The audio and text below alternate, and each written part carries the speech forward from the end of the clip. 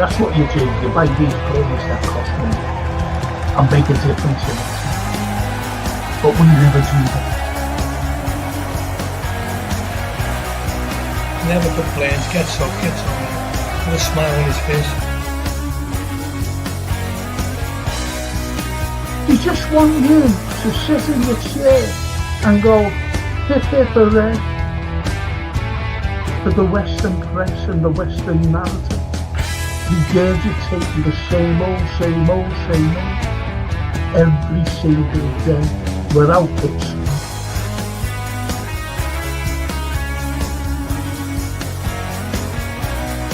If you haven't seen it before, please watch the first two episodes, the second season.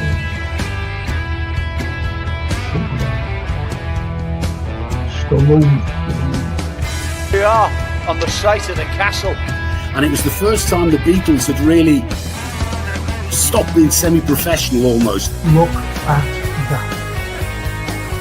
Absolutely fascinating.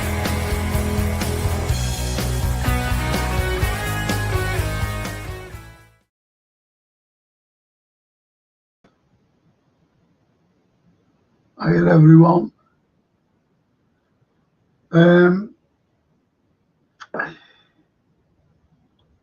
I know it's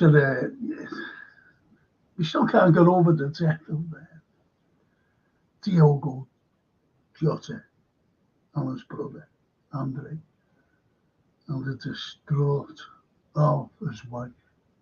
I've seen that today. So tomorrow morning I'm going up. I've got to do some shopping, so I won't be doing a film and TV review in the morning, because I'm going to go and pay my own little tribute up to the ground. I'll be going up with Francine and Sophie and my granddaughter. So I'll be going up there tomorrow. As I said, I've got to do some shopping as well. So that's... And tonight, I'll try my best to get away from this tragedy. I hope you don't blame me. I've got to. I went to bed last night, and all I thought about was your comments from last night, which were absolutely amazing. Thinking of other comments as well. And then I went on a couple of streams today. And what I didn't want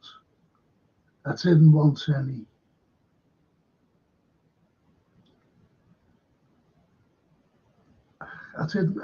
it's hard to explain. I didn't want to see horrible comments.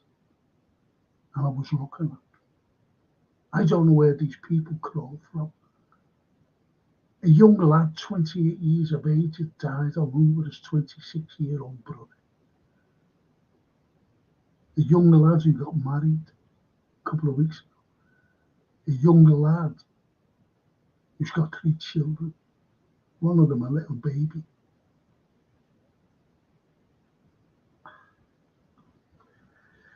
So this is why tonight I made up that I'm going to get away with that. I'm going to just out my mind for a couple of hours and do something completely and entirely different. Like I said last night, what I'll be doing. Like I said last week, what I'll do. I asked you if you wanted me to do it. You said, yeah. Overwhelmingly said, yes, do it. So we'll go through your comments a moment.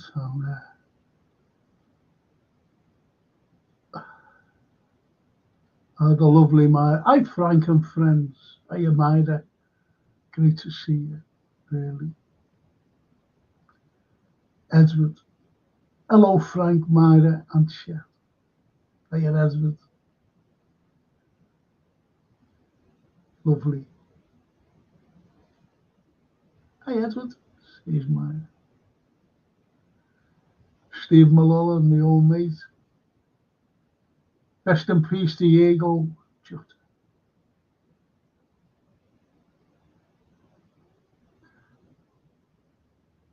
The mince pie man himself. Tony. Hiya, Tony. Hiya, mate. I know you're disappointed as well. I know that, mate. And Bella the talent. Hi, Franco and friends. Hope you had a wonderful day. I wanted to go out by the bench shed and get some vitamin D. Cloud.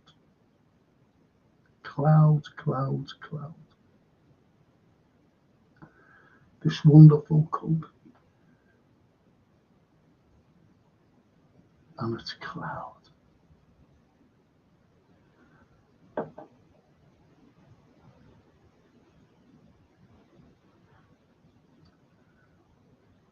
I shouldn't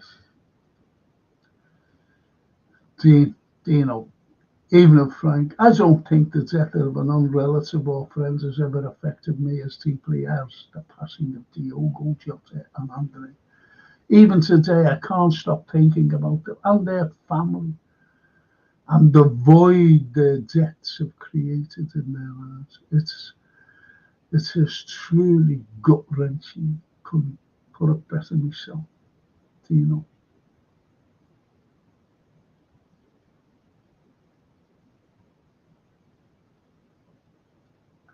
Couldn't put it better myself. The mince pie man. Oh, Frankie.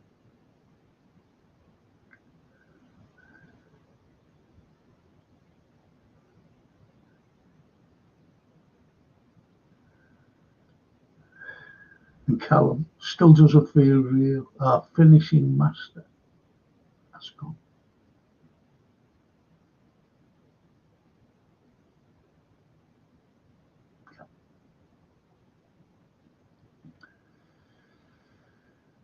Yeah.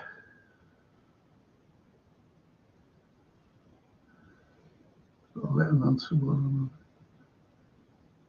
another. Hello, Tony. Tony. Hello, Billy.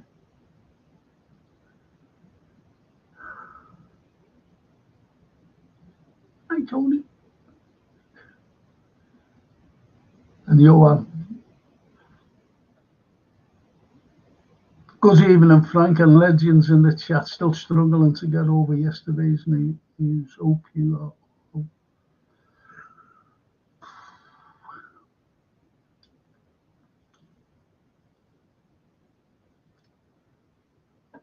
The only humorous thing is I wore a watch, Romy watch. I don't wear it really. You know the way these people go out and rob your watches. Couldn't get it off. Forgot how to take it off because this weekend I had to go to bed with it on. I was just fiddling around this morning, sitting on the chair, and I thought, you know the way you just fiddle around with your wrist and your watches there, watching the telly. And then it just come off. I don't know how I'd done it, so I took it off and put it away. And the point is, if I ever wore it again, I wouldn't know how to take it off because I just don't know what I've done. That's me. That's me. So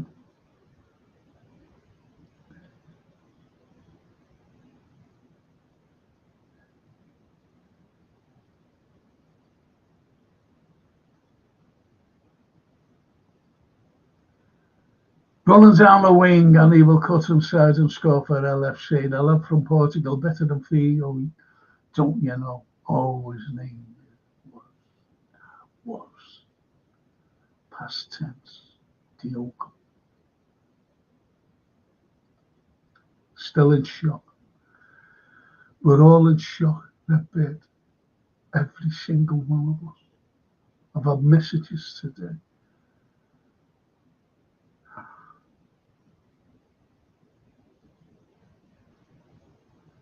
Right, so I'm going to start on this. And it's one of the greatest conspiracy theories ever written. And I'll remind you about what some Americans said.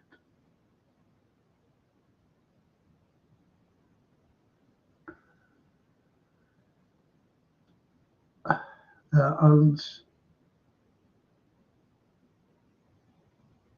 I forgot, I've just seen a comment there. I'm sorry, I've lost it a minute. Right, yeah, I'm sorry. I just lost it a minute there, you know. I hope my concentration's okay for what I want to say, because you'll enjoy this. You will enjoy it. Right.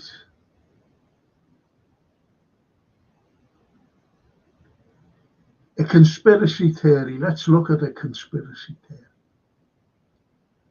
And it only came out after JFK's assassination, when people were questioning, not before, even before the Warren report came out, they were questioning. He was saying, hang on, Oswald Harvey Oswald was shooting with an old gun, an old rifle, shooting a president. And years later, you know, they did a production team did a thing on it, did an exact same replica rifle. And it was impossible for him to do. It was impossible for him even to cock the gun and get the bullet and whatever and shoot. It was impossible. They had the computers, everything, and it was impossible. But people at the time were saying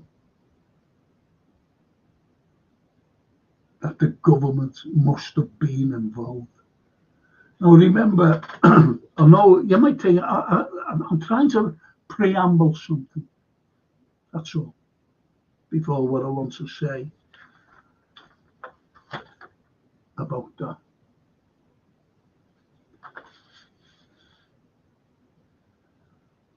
And people, they've always said there's something more sinister behind these high-octane, shall I say, deaths, especially presidents.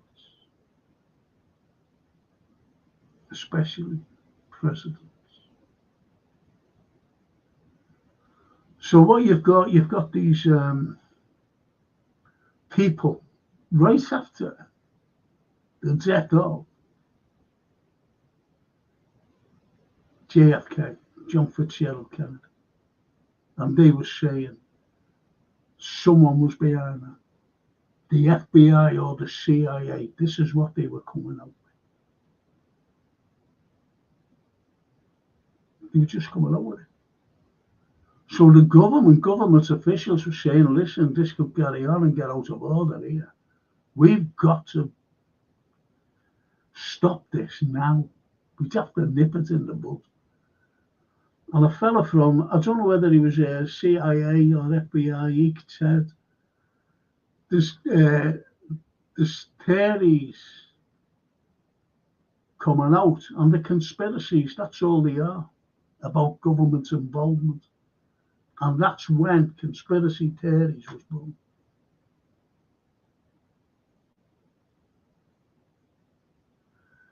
So if you and we know today, don't we, that the government was involved in the death of John F. Kennedy. We do know today. People knew then. witnesses being wiped out. Witnesses. Especially witnesses on the mall. You know, the little mall thing where they had shooting, seeing figures, and then sparks, you know, the flashes go, the gun being fired. And we know that he got shot there. So it went to the front, not behind. Anyway, so when you break down the layers of propaganda, that's all it was. Then the lies, then the misinformation, disinformation, he was giving you loads of it. And once you break all that down, and you can't break anything else down, and that's where the truth is. Bump, right in front of you. So conspiracy theories is truth. And it's governments and other agents who say, that's only a conspiracy theory. They go along the line. They go along the narrative to convince you, and then they spin. They spin the truth. So we can go back centuries.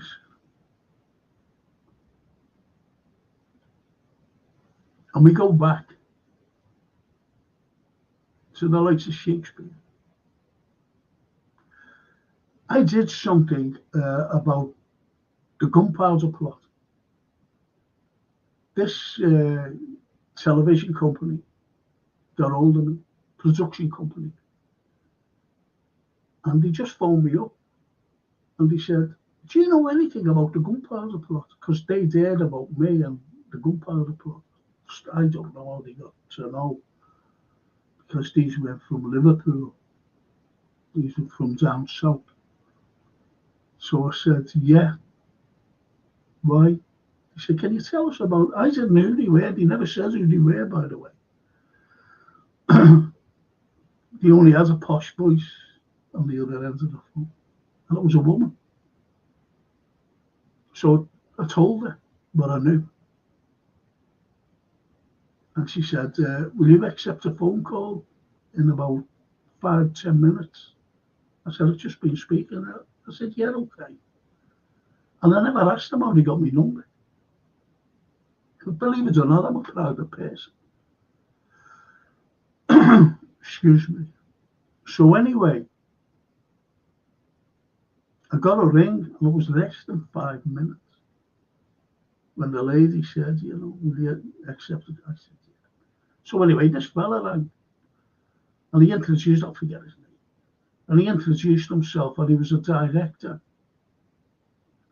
of a documentary they were doing. And he asked me about the gunpowder plot. He says, I know that you've said to my assistant. Well, I didn't know who this woman was. I didn't know it was an assistant. So I went over what I knew. And I told him other things as well. So anyway, he sent for me. I went down and I was filming mostly around the south of England.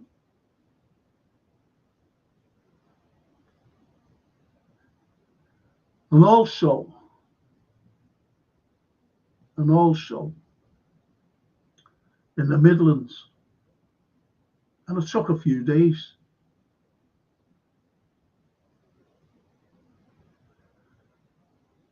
And he wanted me to ride a horse. I said, I've never been on a horse in my life. So the only thing I've ever done was play football with me mates. I said, I've never, big animal, the size of it. But that's by the by. And I was with this aristocrat. There was 2 aristocrats I was with, but I couldn't tell them anything. at the time. I was told. So anyway, as it went on, these aristocrats, one girl was named Miranda, I forget the fella's name, and they were part of the family of leaders of the gunpowder plot. And they believed, like me, that it was a subplot by the government. But that's another story. So the point is I'm coming to is this. During he was having an evening meal. I was with the director.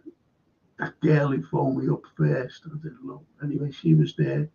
There was the camera crew and a couple of other people. And the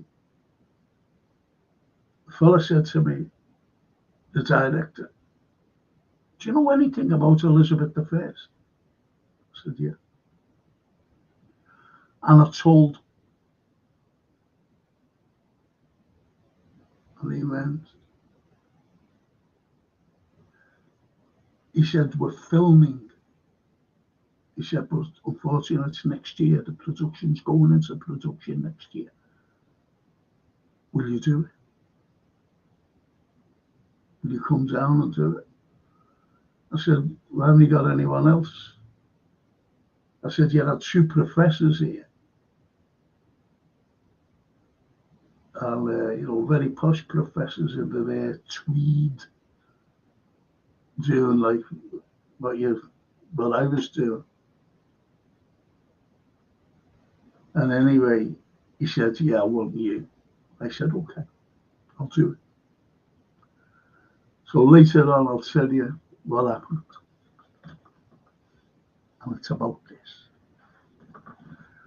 It's about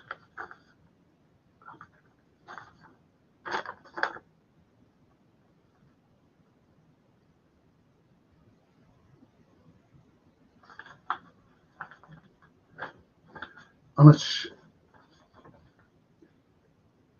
there are many actors in this. Many actors in this. You have one of the most powerful men. Well, he was the powerful man in the whole of England. Walsingham. Most probably you've heard of him. Walsingham.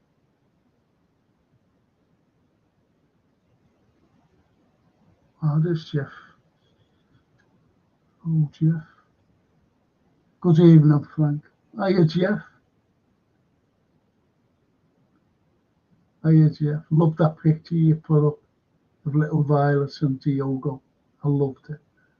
Brought a tear to me eye, actually.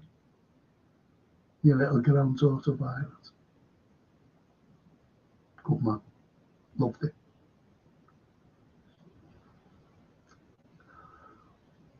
But I've got to carry on with this. I'm sorry, boys. I can't concentrate. I'm awfully sorry.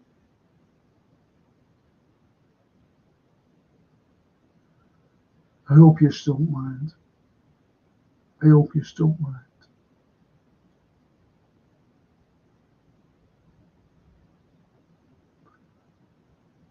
Callum.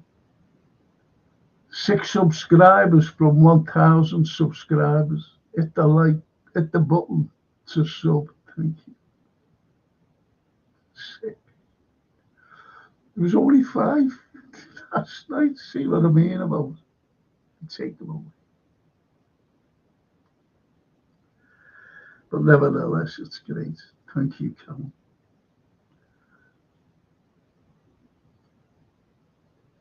We even know you're talking at the death of 1547.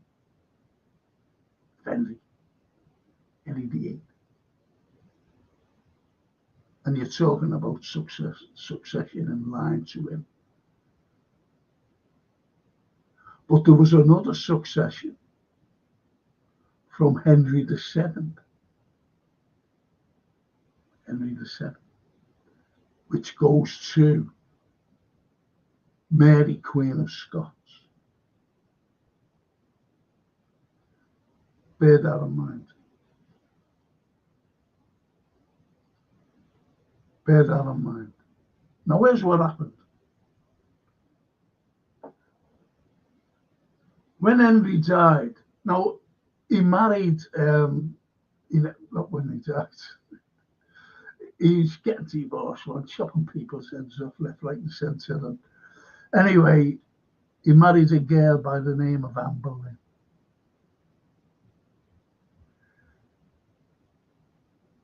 Whether, just see the comment. 2 away now. Thanks, Callum. Ask a couple of mates to subscribe. And we light a candle for 1,000. So what had happened? I don't know. And like Henry died, right? He died. And there was 3 in line. There was Edward. Edward's a son. He only wanted a son. And when he married Anne Boleyn, this fella, Henry VIII, I don't know whether you're aware of this, but Anne, French, Anne, had 6 fingers. 6 of them. And he thought something wrong with it, especially when Elizabeth was born, because he only wanted a son.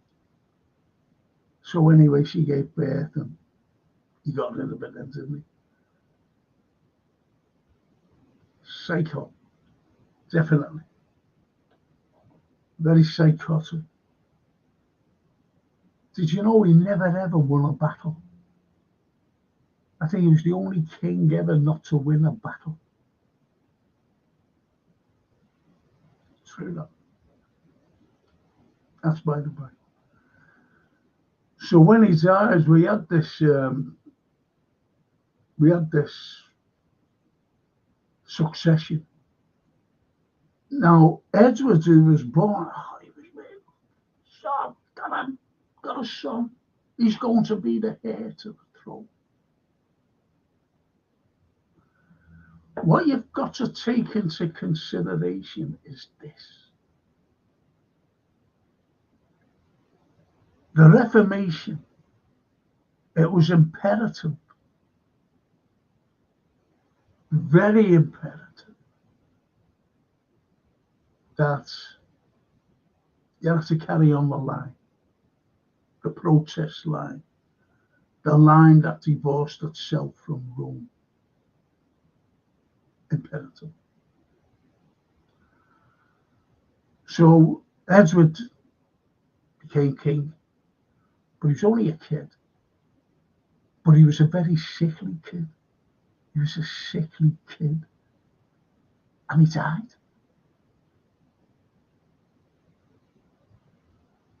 So who's next in line?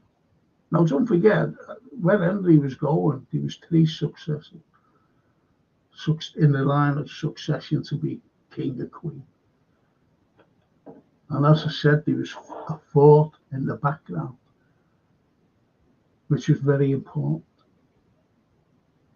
Very. So Edward died. Then they brought in Mary. Now she had a nickname, didn't she? Bloody Mary. And it was unfair. It was unfair. Because Mary, she wanted to bring back Catholicism. She said this was wrong to break away from Rome. It was wrong. It's against God. It's against everything. Now don't forget, whether you know or not, I don't know. But when Henry died, he was excommunicated from the church because he formed his own church. And when he was dying, he went, oh, and he sent for a priest, Catholic priest. And he said, will you say me confession? He said, yeah, okay. He said, I want to be brought back into the church. Please bring me back into the church of Rome. Please, please. Because he was dying. So he said, okay. Said his confession, got a special dispense from the Pope. And he was brought back into the church. So he was a born-again Catholic. And he died a Catholic. Not a Church of England.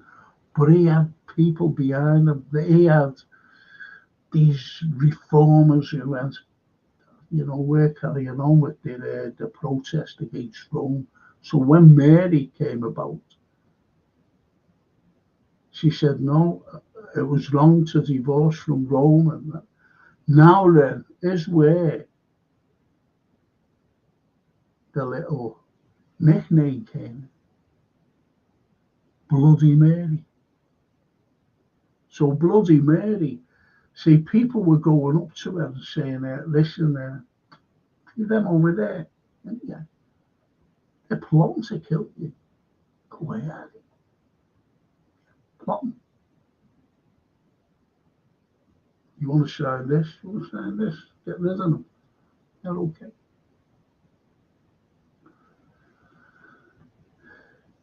So these people were being executed for plotting. But where are they plotting?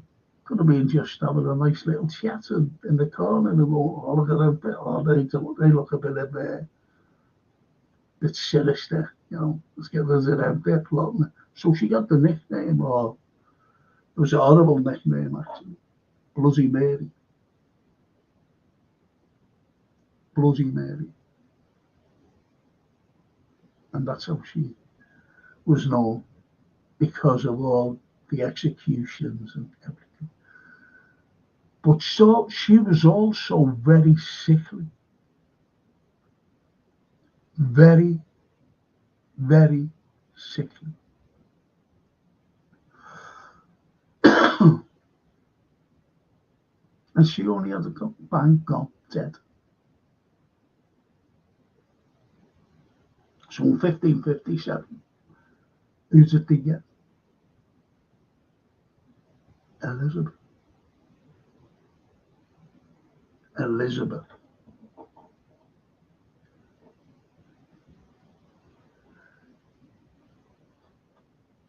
Now, Elizabeth,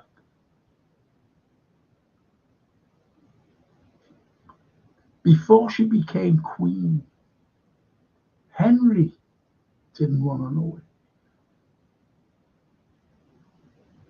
And he put her in this stately home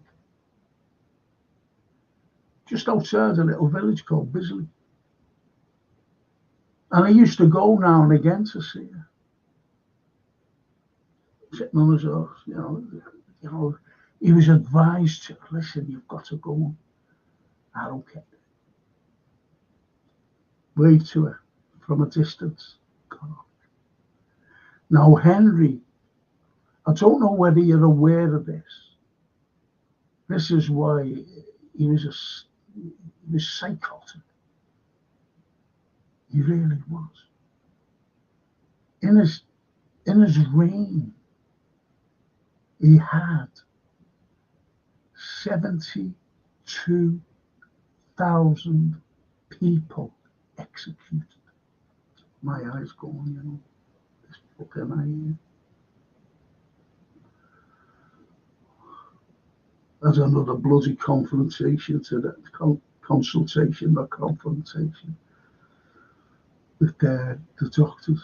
I said, listen, my eyes are going worse. I said, can you? He said, it's not on your head. I said, listen, I said, my eyes. I said, it's one's closing. Can I come up and see you? I have to make an appointment. to the story.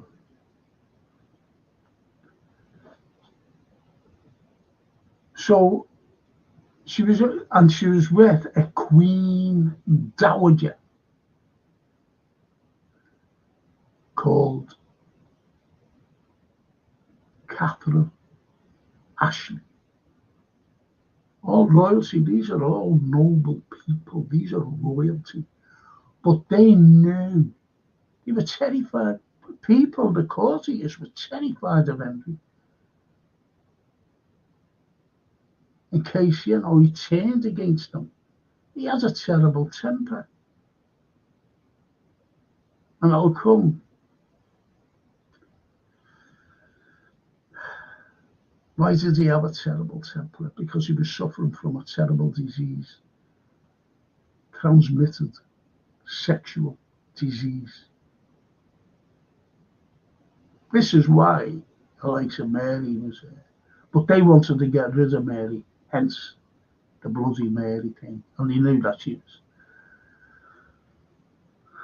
dying anyway.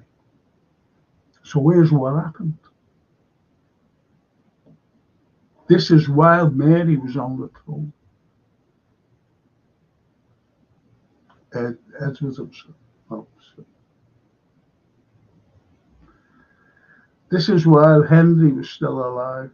And he used to come and wait to her like that. And she used to. Now, there are two versions of this. One version said that she was sickly. Now, we can take it that the likes of Edward, who died because he was sickly, he was a young lad. Because he was sick. Mary, Bloody Mary, she was sickly. And she died young. Now, as I said, there are two versions. You'll understand why there's two versions, to be honest. And you can either take either one. I'm not bothered. I can take either myself personally. So that's all I go along on. The sickly children of Henry. Sickly. So I'll give you the first version first. One was that she died at a very young age. Very young age. Because she was sick. And the way Henry was, the Queen Dowager, Catherine Ashley, went, whoa. We'll be they'll execute us, they blame us for this. Now this is wild. He was alive before Edward went on the throne, before Mary.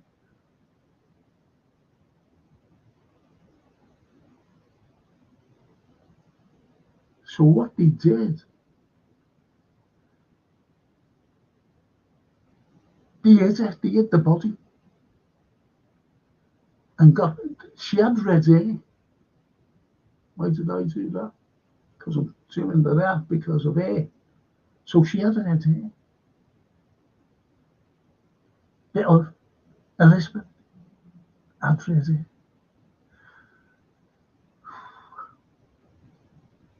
So they got this boy. There was only one boy in this tiny little village who had red hair. And they got him for the next visit. But don't forget, these are royals. These are noble people. You do as you're told, just like today. Just like today. So they got this boy. And they dressed him up they put a nice little, see, don't, I might say, don't forget. In those days, they had very heavy dresses, even on kids, little girls. They had these heavy dresses on. So they dressed them up in these heavy dresses. As a, little get from a distance, wave, red hair.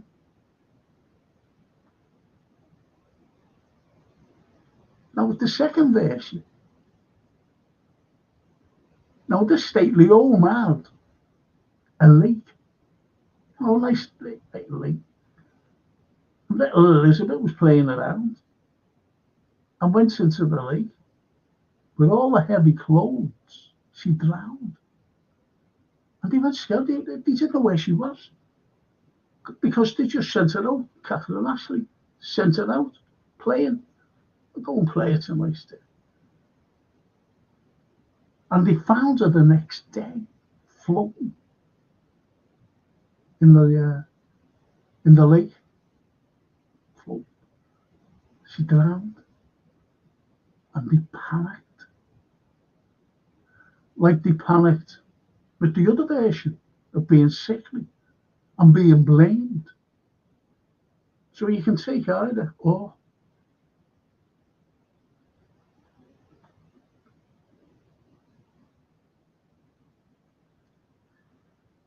It's amazing to think that the likes of this.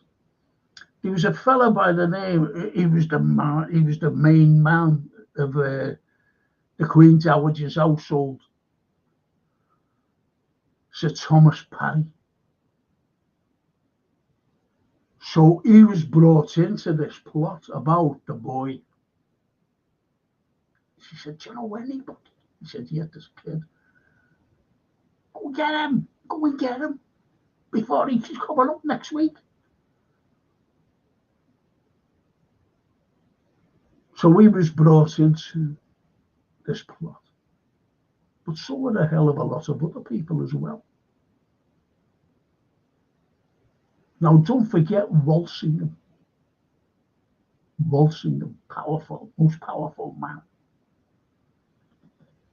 You don't cross Walsingham. No one crossed Walsingham. He was the most powerful man in England.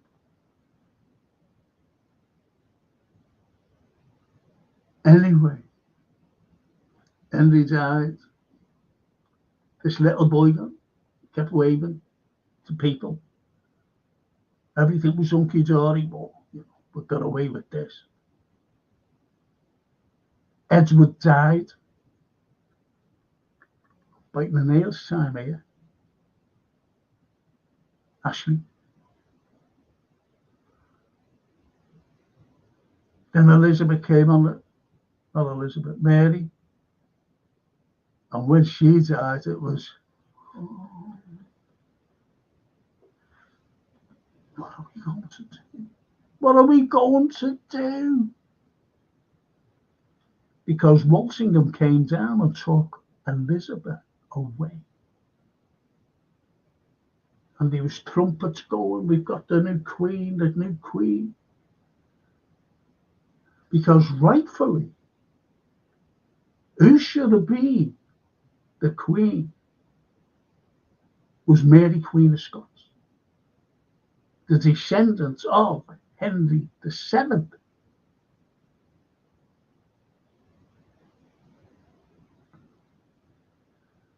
And where's what happened?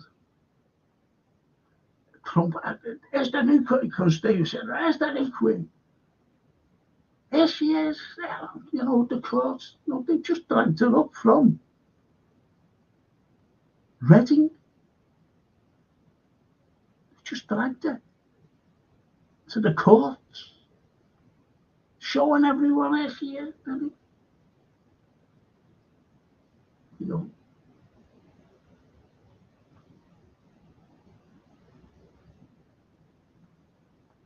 So everyone got a new queen. Because they couldn't afford to let Mary, Queen of Scots, become queen. Have you got any idea why? why she wasn't allowed to become queen. Because he has a lot of problems with Mary, bloody Mary, that is, and Catholicism. Because Mary, Queen of Scots, was Catholic. And he said, if she comes, we can't afford this. Because the cronies of Henry, the land they got was incredible. And back in the day, the more land you had, the more power you had. The more power. So the land they were confiscating, they were going to, hey, listen, can I have the church down there? Yeah, no, I'll have it. Have the lands as well. Have the people who work on it. They were confiscating Catholic churches and the land, and also Catholic estates. And it's shocking what they were doing. And the Catholics were in a terrible, terrible situation. They were being executed left, right, and centre. And as time, I'll go on about it. So anyway, I'll just get this out the way first. So you have now people panicking. Can't afford to let Mary Queen, Scottish Queen, come and take over. We'll be finished. And these are the protesters, these are the reformers, these are the hard-nosed people. And when the other fella, Walsingham, found out, said to these men, "Here, I'll go and give it a bath." Beda, Elizabeth. And when he found out that this girl had a penis,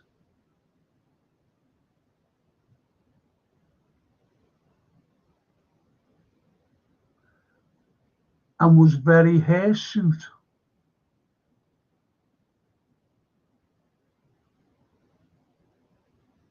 he went right down to Catherine Ashley.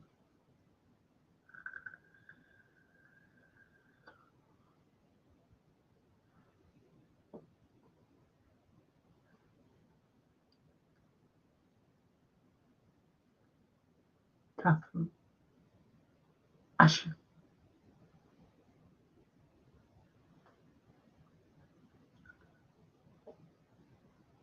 And think about this. Ashley has a nephew by the name of Walter. Walter.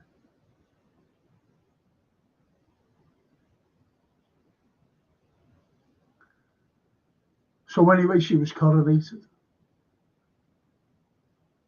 He had to go along with it. The most powerful man. And as I mentioned, it was imperative that this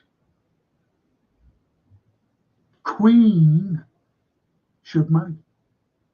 Because back in the day, can I ask you to remember this, if you remember? Right? Remember this. And it's happened in our time.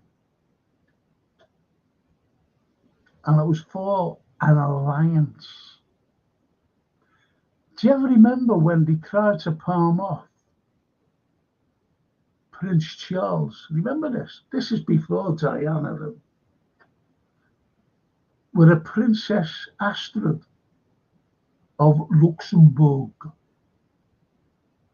Does anybody ever remember that? Then you had one of the biggest commotions.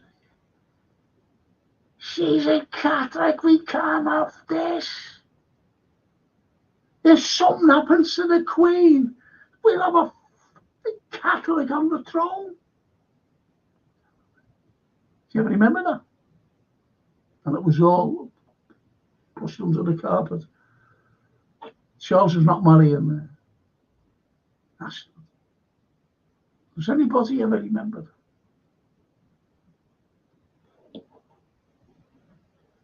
So, it's very important that people back in the day married to secure alliances with different countries. That's why Henry married, he'd get married loads of fucking times then. Because he was married to Catherine of Aragon. Where was she from? France. So it's alliances with countries, just like today. Alliances with countries. It's shocking the way it is. That's why you've got billionaires. Listen, if there was a lady, and she was a widow, and she was a billionaire, a multi-billionaire, and she met me, and she said, I want to marry you. Do you think there's a chance of her marrying me? There's no chance. They marry into money.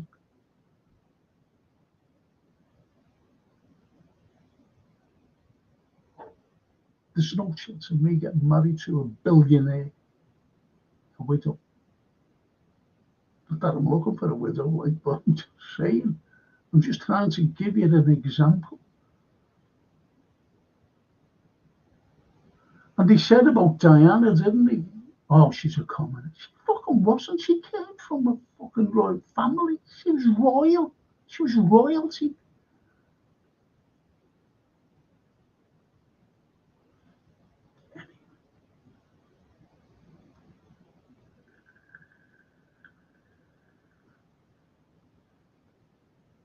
So you have now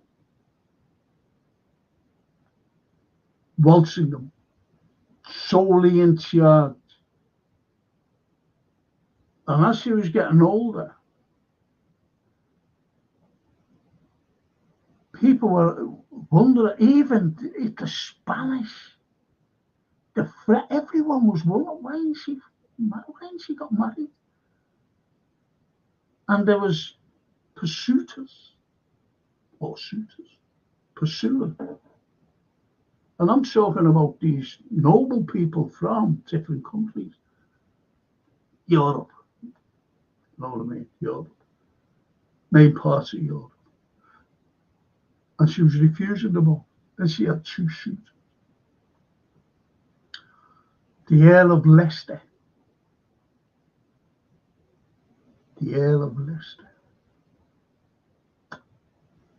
And she got rid of him. She said, well, behave yourself. I'm marrying you. And the other fella was the Earl of Essex. You ever see a picture, portraits of the Essex? You look the image of Errol Flynn. What I mean? The handsome fella. Yeah. How about me and you getting together? Could you imagine that? So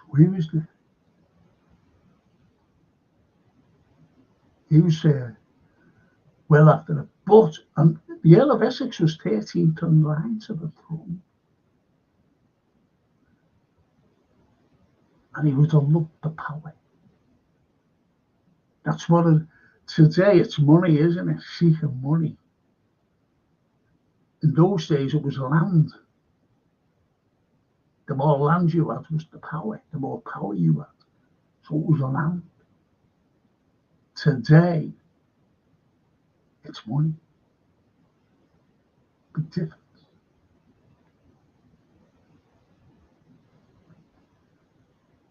So that was, going on, trying to get a grip and whatever.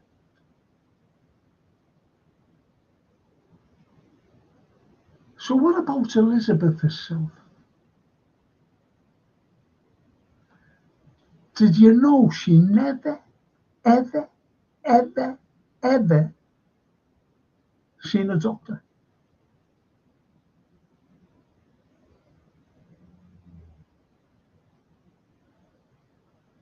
Now you have another fella, after Walsingham had gone, passed on. It has another fella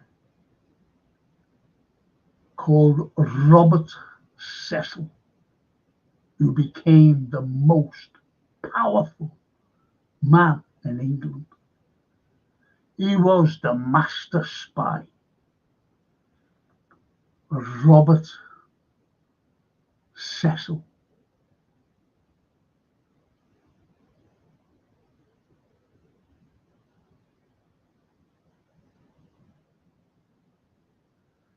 Don't believe everything it is, Simon.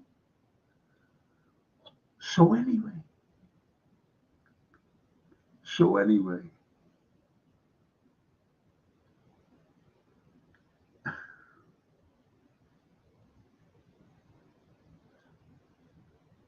Elizabeth herself. What are their characteristics? How tall were women? Average height in those days. So I tell you, everyone, women, was between 4'10" and 11. Holy smoke. I went up to Wordsworth's house. Went to visit his old, well, it's 2 houses. Went to Dove Cottage, went in the bedroom. They were tiny little fucking, sorry to swear. They were tiny little beds. People were small.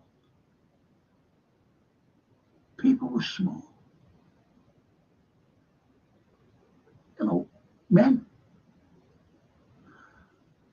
Very freaky, people used to look at the size of him, if he was tall. And I'm talking about a fella.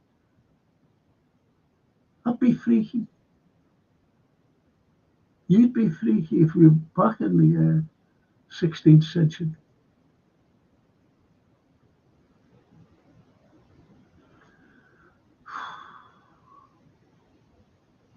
So anyway, the characteristics. Elizabeth was 6'1". 6'1".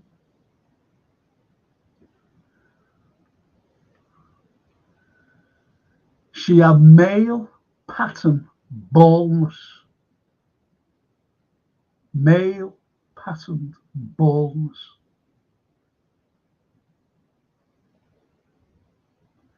She had a gruff voice. You're all right there, mate? A gruff voice. She had an Adam's apple. Adam's apple.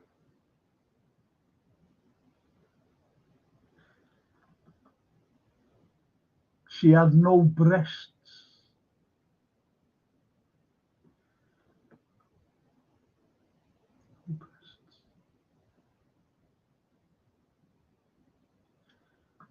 She was very hirsute. Very hirsute. She had big hands.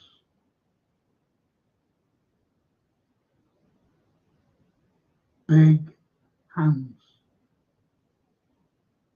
She had big feet.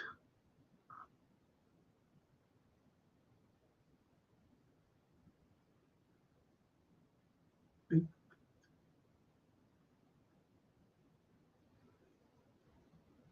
Do you ever remember a wonderful actress by the name of Flora Robson? Dame Flora Robson, great actress, wonderful actress. You know, going back to the 30s and 40s. Even coming up to the 60s, she was still acting in the 60s. Dame Flora Robson.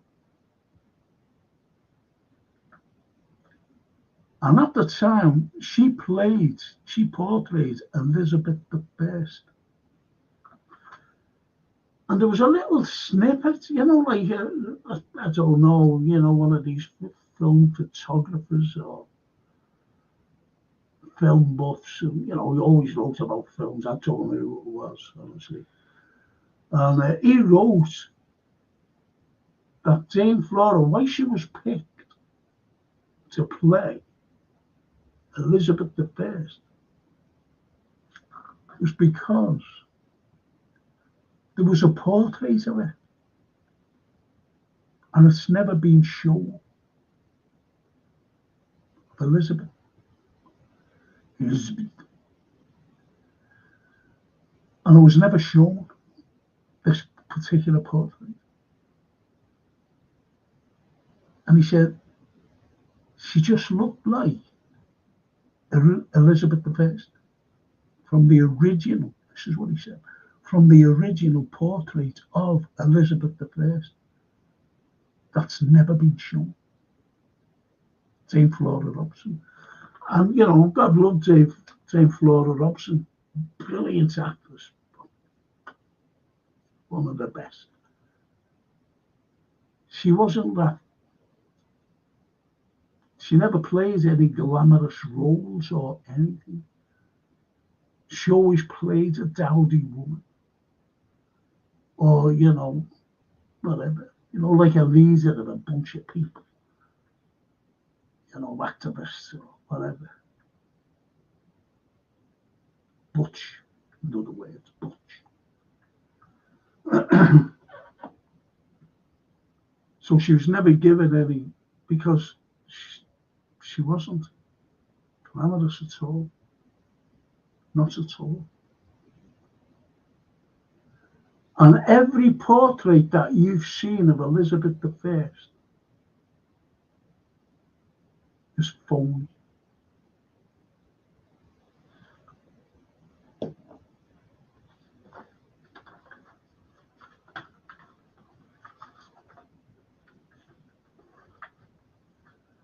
I wish I could show you. I wish Jason was here. I wish he was. He would have put up a picture of Elizabeth.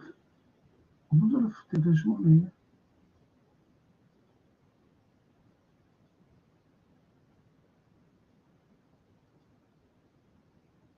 Ta-da! Ta-da! Now she wore, as I said, she always wore a wig. Always wore a wig. She always wore a ruffle around her neck.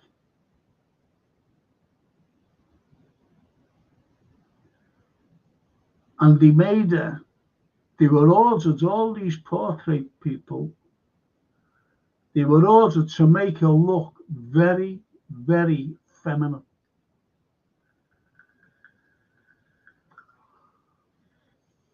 And make her look pretty. No, there she is there. Does she look pretty to you?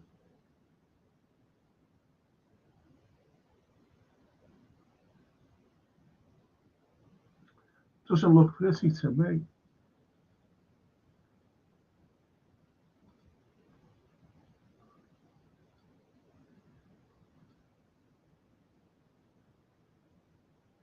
And have you noticed it's the same face, but look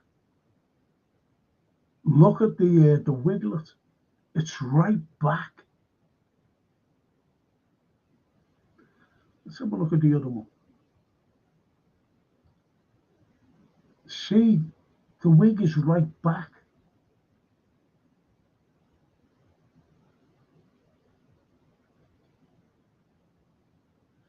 And as I said, they made it to look very feminine.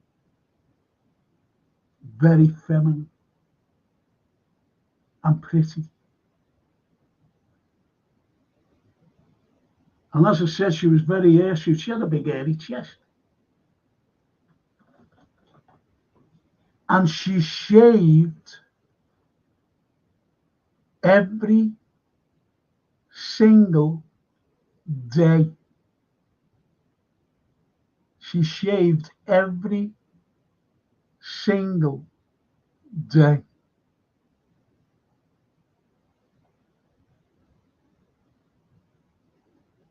She had a 7 o'clock shadow. She had a 7 o'clock shadow. And she always put this white stuff around her face to hide the shadow. To hide the shadow.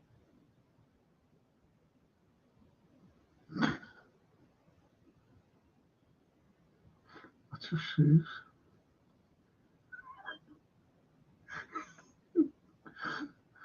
She looks like the actor Tom Hiddleston with a wig. She does. Maybe he can do it.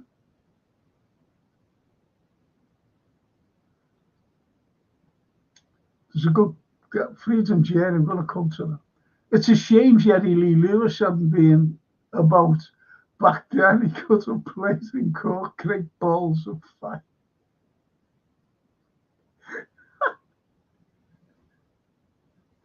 And even Simon says, oh, come on, you well, it's a bit harsh. Tom Hiddleston. I love that. I really do. I love it. Freedom Jane.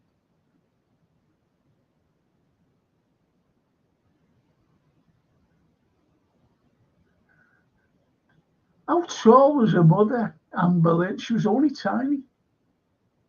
Freedom. Just the ordinary size of an average woman, 4 foot 10, 4 foot 11, even 5 foot seemed big. That's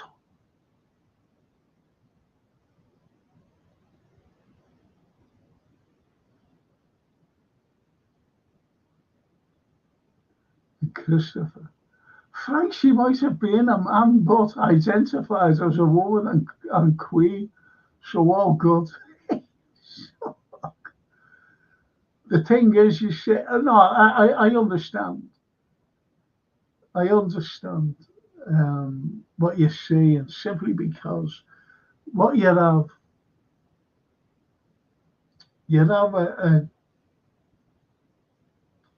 a country that's on the brink of everything. They love wars, even today, there's always a chance of a war. Well, I don't have to tell you that, because every week I go on about it, don't I? Every week I go on about it. Wars.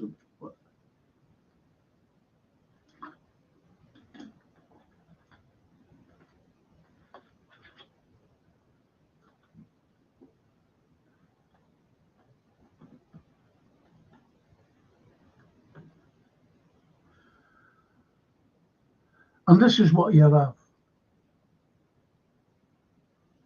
This is what you have. I've just got to get to this lad here. My LFC history. Rest in peace, Diogo and Andre Jota. Yeah, we've done well. We've done. I'm having a special one on Tuesday, by the way.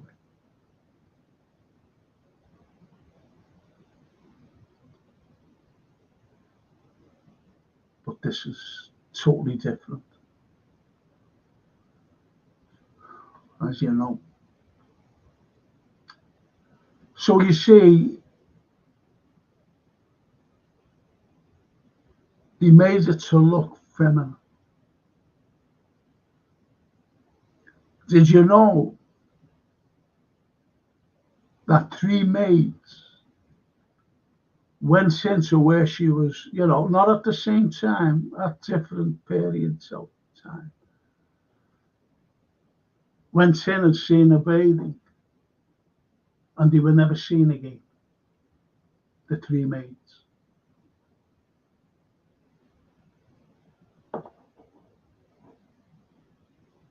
Robert Cecil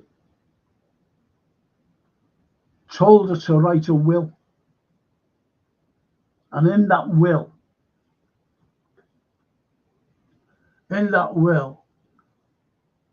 she had to put that there'd be no autopsy.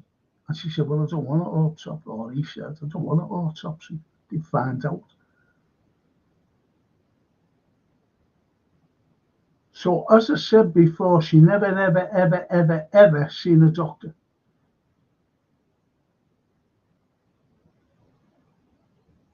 And in 1603, but before that,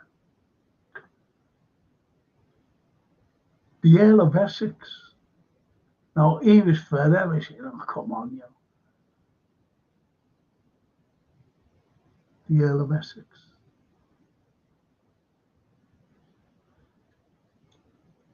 And he found out, he said, this is shocking, this. He found out that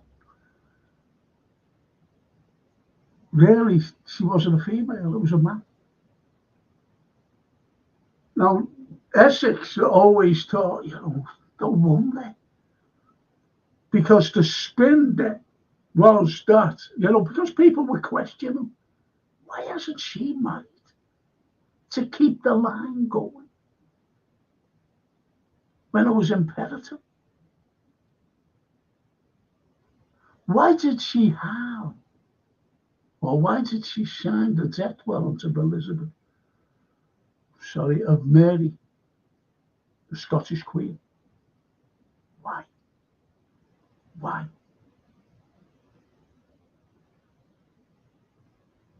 Because she was forced to. She was forced to. So that no Catholic could come on the throne. Because she had no kids. Who's going to be the next queen? Or king? She had no kids. Get rid of her. Because if you don't get rid of her, she's just going to come on the throne when you snuff her, and bang, there you go. We'll be back to Catholicism.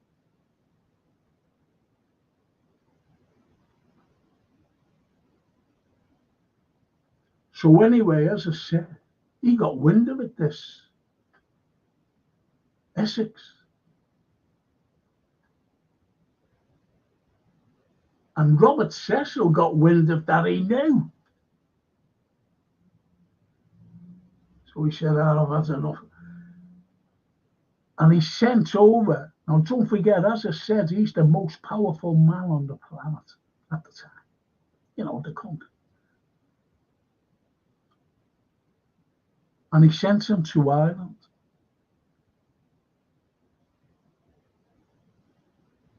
Because they were always having, as they say, get over there and sort the Irish out. And he gets there and he said, what am I doing here? And he had people around him and said, let's have a kid. Let's throw it off. Let's get rid of the other fella as well. Let's get rid of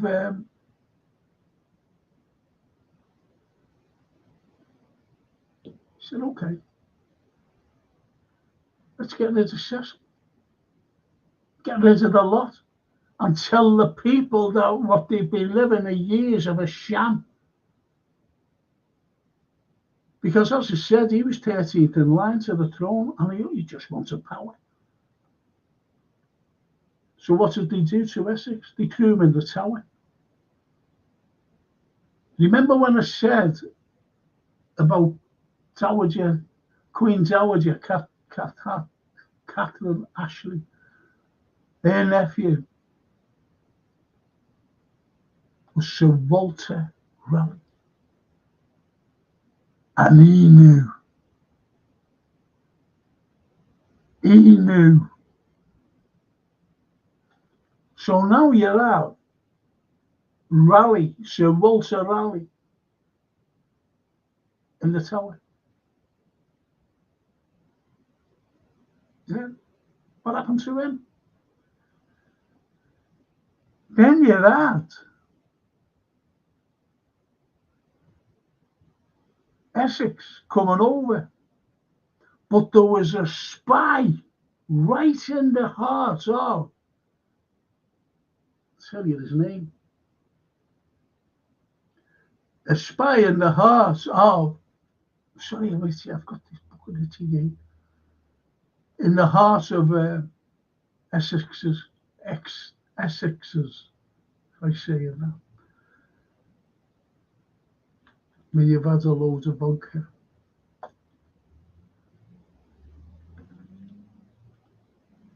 Essex's men in Ireland, and this spy went right back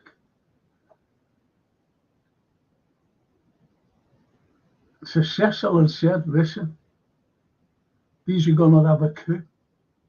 You better prepare yourself. They're coming over from Ireland, Essex. He's going to lead it. He's going to come out and say everything about what's going on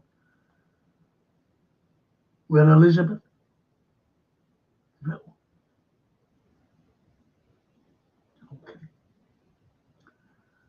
And they rounded them up before any blood was spilt. They rounded them up. And they put Essex in the Tower in 1600. 1600. And the fella who was the spy for Robert Cecil was none other than Lord Monteagle. He was the main spy for Robert Cecil. Lord Monteagle was Catholic, and he always wanted to have a look, at what Catholics are up to, because there were some powerful Catholics in the country still being persecuted, but they were too powerful, like the Norfolks, for example. I'll give you the clue about them today, or an example. Whatever, you remember the old Queen signing everything, Parliament and these speeches, and they have to have like a Queen's signature, and now they've got Charles, he has to give the signature. And they can't do anything unless it's countersigned by the rightful owners to the throne, who descend from Henry VII, and they are the Norfolks. That's why they couldn't be touched during all the Reformation. They have to countersign everything.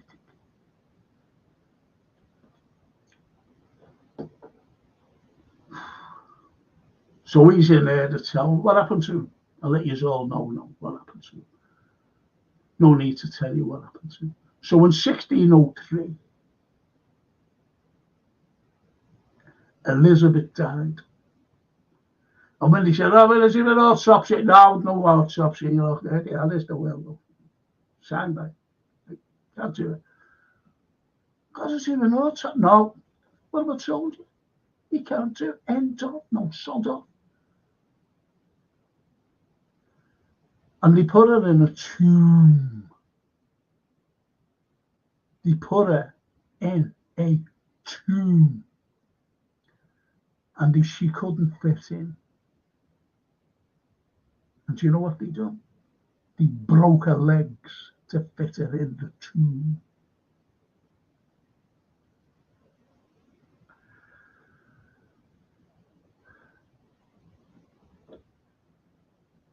Now, Mary Queen of Scots was put to death because they couldn't afford to allow a Catholic on the throne. That's why it was imperative for that woman, whatever, to marry, to have heirs to the throne.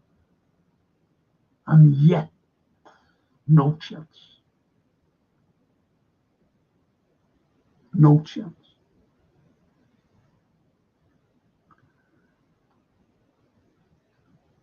And they had Mary Queen of Scots executed because they couldn't allow it. So they went to her son, James the Fourth, Scotland, or Sixth. And he said, "Do you want to become king?" I said, "Yeah." In fact, he went to see Elizabeth. Oh, get onto this, Pratt. James. He actually went to see her in LGBTQ, whatever, and told her and congratulated her, Elizabeth. I'm not saying her or him. Congratulated Elizabeth on the death warrant of his own mother. And he renounced everything about what he was, Catholic, because all he wanted was power.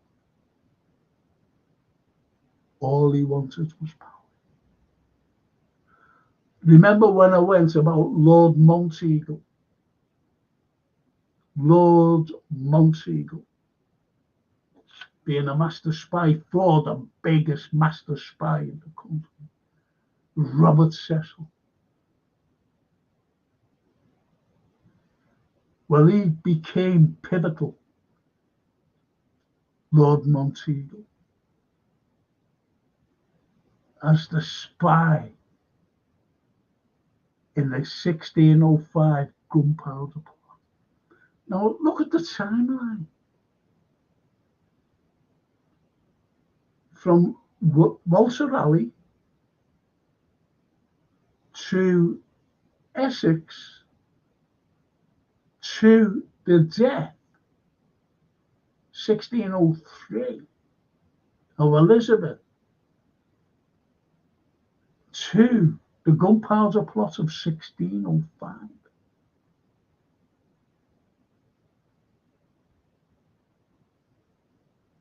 Look at the timeline. Crammed in. Robert Cecil was the leader of everything.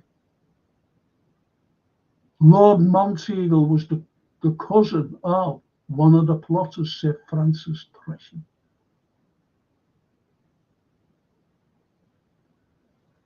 Who blew the plotters up? Sir Francis Tresham. Just like Essex.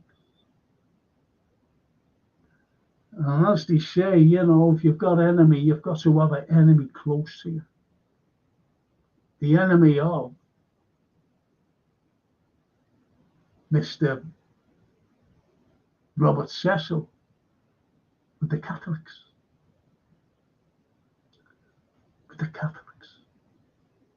And he had to have a Catholic near him, because he was always wondering what they were up to. Always wondering. And I've mentioned this before to you about the plotters.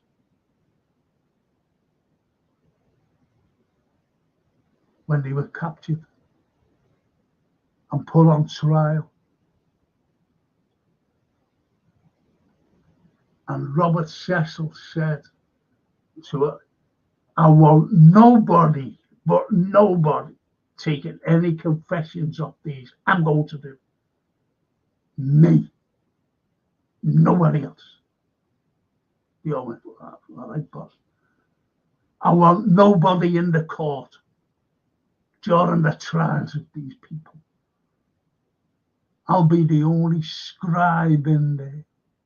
Me. Nobody else. So what you read of that transaction of the court case, you're reading what he's put, which was a load of spin, lies, propaganda, everything. There was one man in there, he bans all the scribe, coming in it. One man who was in there. And that man was the greatest of them all, William Shakespeare. Very clever man, Shakespeare. Because when he wrote Macbeth in 1606,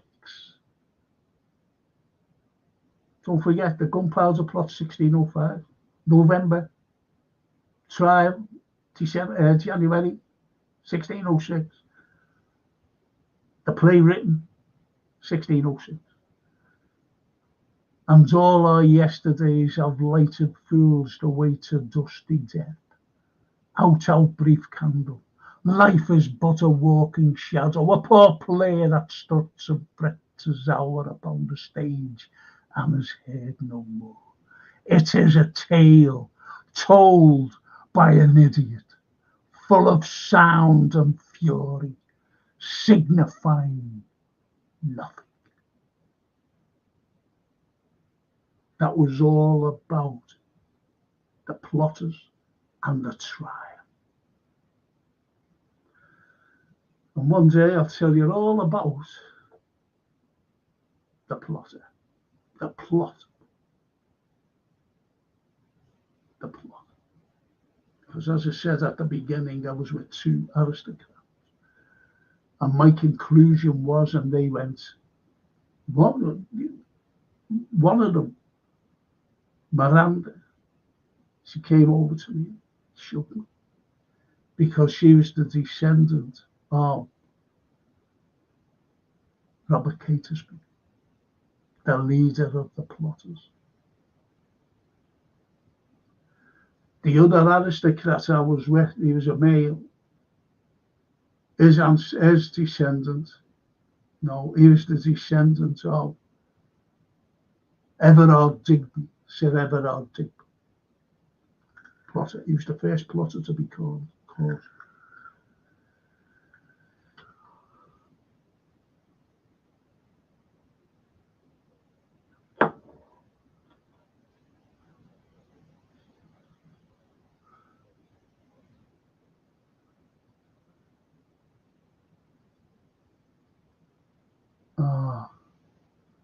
No problem, my LFC history, no problem, please. Just join us on Tuesday. Just join us on Tuesday. I'll be having one football. I did a tribute to him last night. Was it last night? Yeah. To Diogo. And Tuesday is the day I'll be doing the tribute.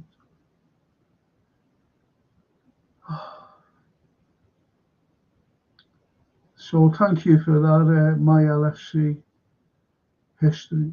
I understand where you're coming from, my friend. We're all Reds. All these good people on here. And Simon. Frank, was the guy Rodrigo Lopez, physician in chief to Elizabeth, was he executed?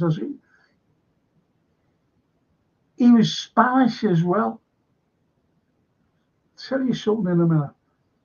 If very interesting, as he was accused of poisoning her. That was the official line. That's right. And she died of poisoning. Point is with him, he knew. He knew.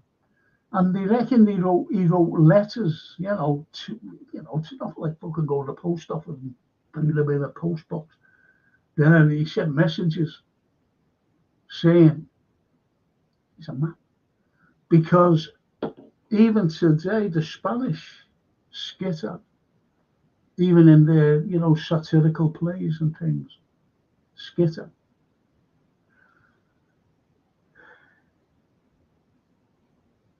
I think Rick Mail, yeah, you remember him? Rick Mail. And do you ever remember Blackadder?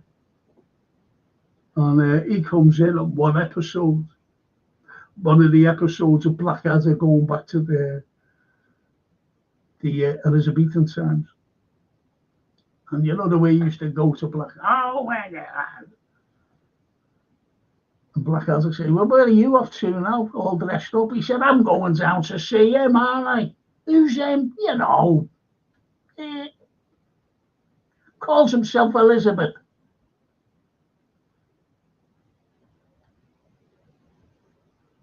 They knew.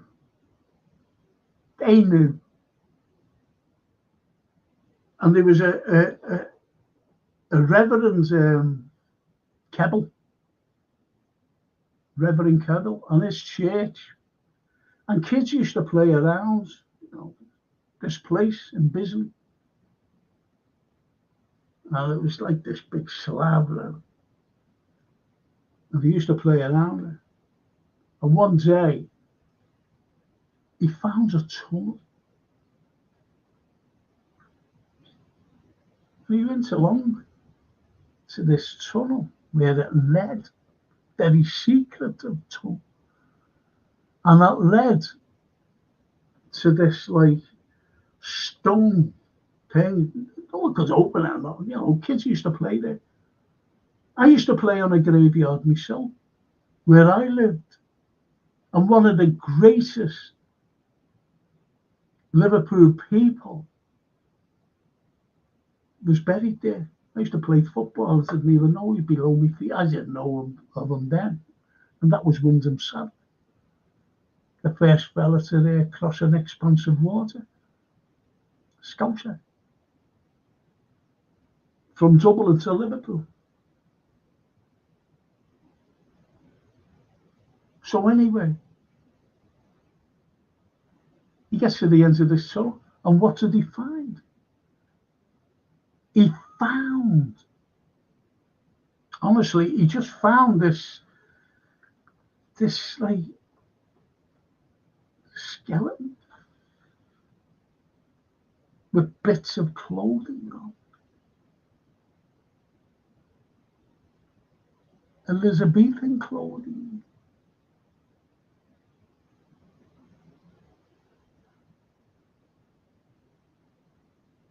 And they reckoned that it was Elizabeth. And that secret tunnel was dug near the church, went under to where she lay to rest as a child. Hence the Bisley Boy.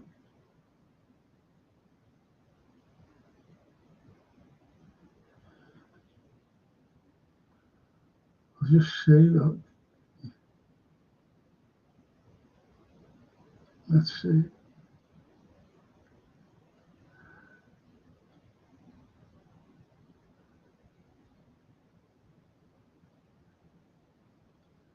What is it saying? Beware of no man more than of yourself.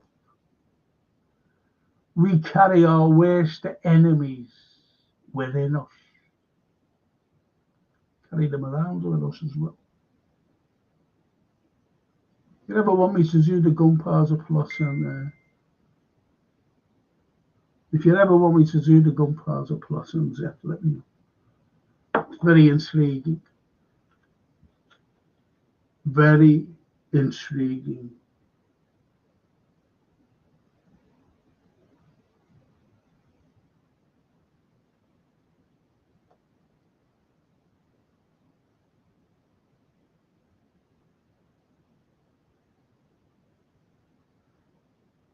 Sorry.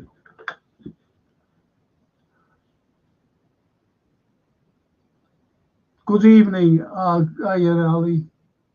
Hiya, mate.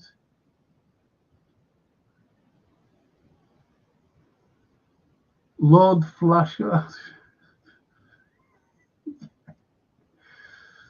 Rick, one of the quotes from Black has it. Whoa, Nancy, I like it. So fair and fruity. Am I pleased to see you, or did I just put a canoe in?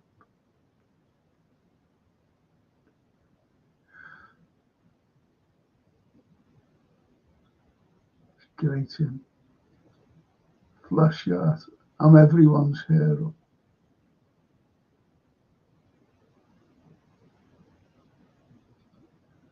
Johan. Frank, please, we need a continuation of the timeline in your words. Incredibly interested in the gunpowder plot. Incredibly interested in the gun. I'll do that for you. I'll do it. Because the gunpowder plot,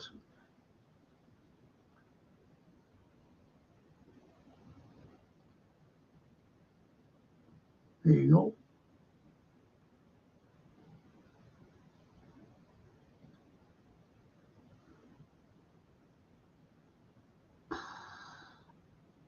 Well, Christopher Rhodes, she goes under the name of Christopher. That's her husband's name. She's an aristocrat, by the way. She's not like a phone. It's fucking very expensive, that. That's why you can't even get it in the library. I used to have a copy, and I lent it out to someone. Oh, Lindstone. I keep forgetting who I lent things to. I've lost lots.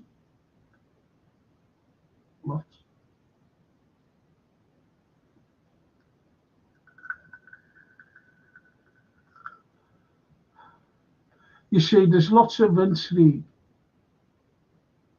and again, it's like a conspiracy theory that she was a man.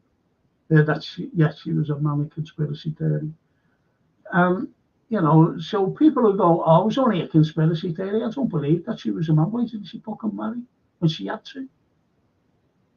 When there was need to, when it was imperative to. Why did she have male pattern baldness? Why did she have an Adam's apple? Even a gruff voice. Why did she wear a ruff? Why did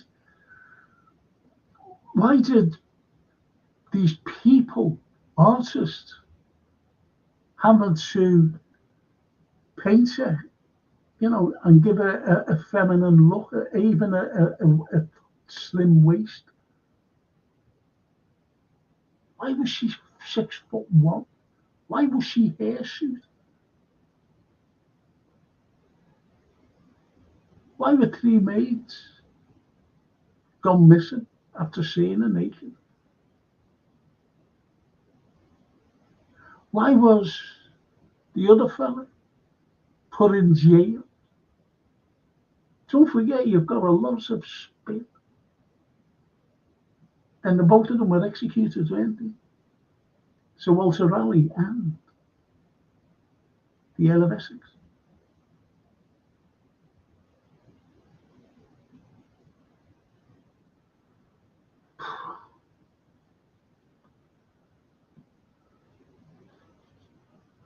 Johan, yes. The fact that she was 6'1" back then was an immediate red flag. Yes.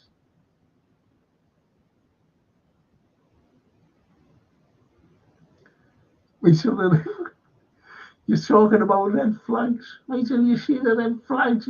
I'll do it next week or the week after. No, I'll do it next week because I really want to do my. I'll have to do next Thursday. I'll do it next Thursday. How's that? Because I have to do my current affairs. I really need to get into these bloody politics about. So I'll do it next. I might do it Thursday or Friday. Okay, one of the days, Johan. And if you think there's red flags there, and you want to see the red flags that was like that. Oh,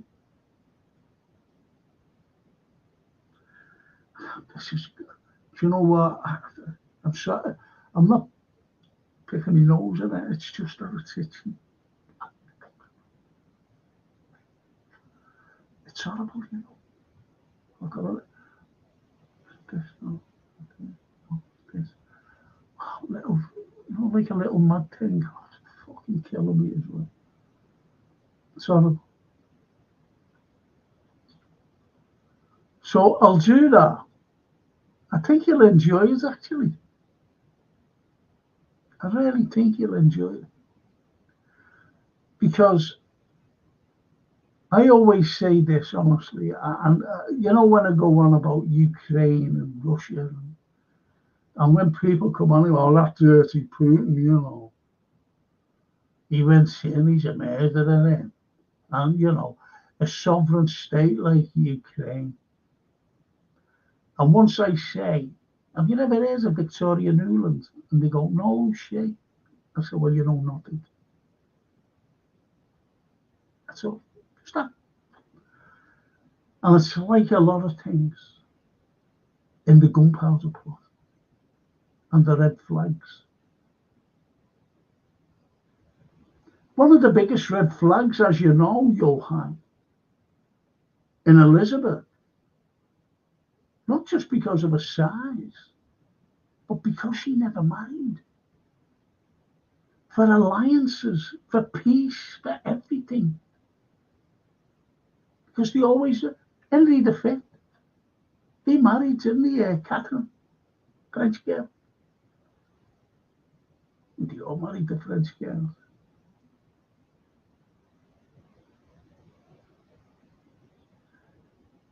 Except Charles.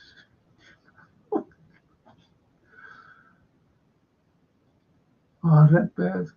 Frank, thank you for taking our minds off a sad time, if only for a while. I'm sure I speak for us all.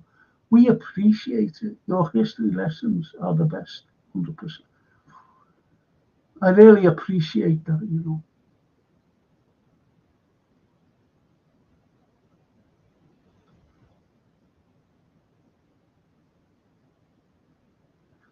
I got a phone call today and said, Frank, I said, what?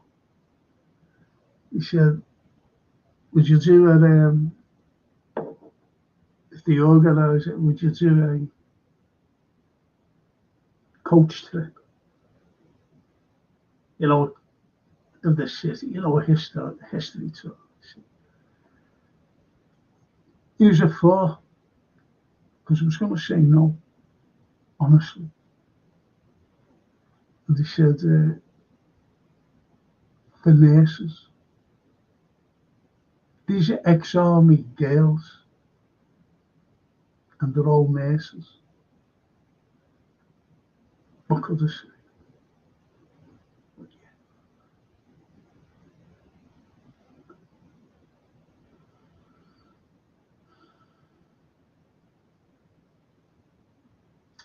Saved my life, saving other people's lives. So, you know, I will do that. I'll definitely do that.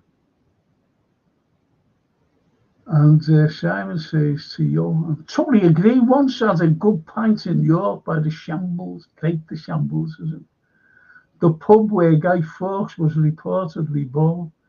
The Guy Fawkes Inn. It's funny enough, our Francine was saying yesterday, I gave a talk up, it was only last year.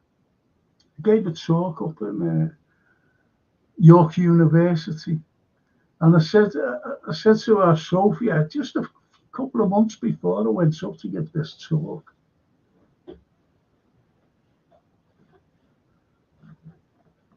Excuse me. And I said to our little Sophia, I said, are you going to go to university? Like your mum and your granddad and your brother James? And she went, no, I want to go to university. Through this. You know, a couple of months later, we went up to York. I can't see it, tell you. And we went there, and she was just looking around York University. I was impressed myself, by the way. And when we went in, these girls took to their Sophia. These, you know, students, because there was this all, they were all sitting there, listening to me give a talk. And they sat her in the middle of them.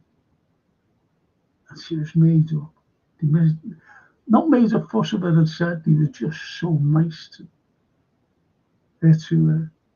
Sophie. They were so nice. So at the end, coming home, driving home, I said to Sophie, did you like that? And the girl, she said, yeah. She said, I want to go to university, Granddad, when I grow up. I said, you would. So that impressed her. I love my little granddaughter, I really do.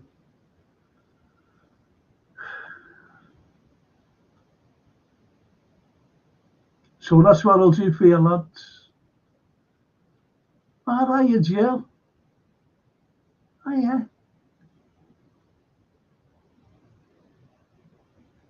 As I say, bit late though, aren't you? I know you do. Looking forward to it, Frank. Oh, that's good, you know, because I will do it. And as you said, I made up with that, what you said. It takes our minds off things. It takes my mind. But as I said, I don't know what time. See, it might be on the telly, you know, Diogo. No, I'll be in the afternoon morning. I'll do the film show tomorrow. See who's on. I've got a few films I want to talk about, which are very good ones. Please believe me, these are good ones, and you'll be made up with them.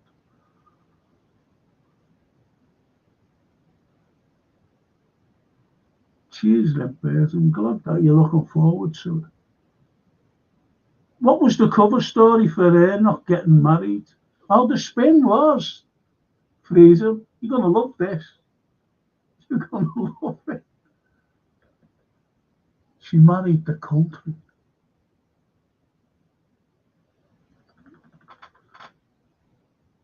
She married the country.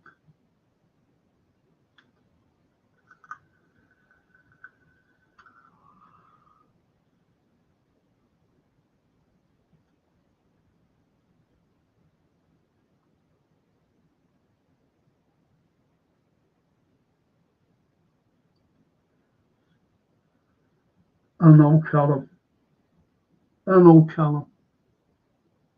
I've got a terrible. I'm sorry about this, you know.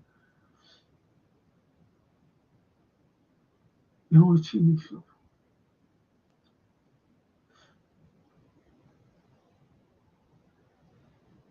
I know.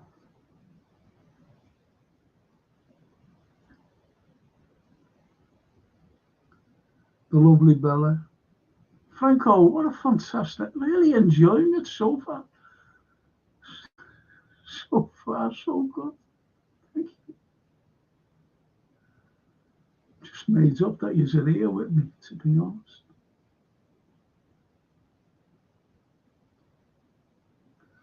Thoughts on Trump's bill? The big, beautiful bill, the 3 Bs. It's going to put America into so much debt and it's only scraped through. I think people were threatened. I'm not saying that, not like that, but I think they were threatened in a political way because it was going to be defeated. Something phony happened. This is the way the Americans work. Unfortunately, Callum. But it's going to put them trillions more into debt. They can print money. That's why if BRICS take a grip, which I think they will,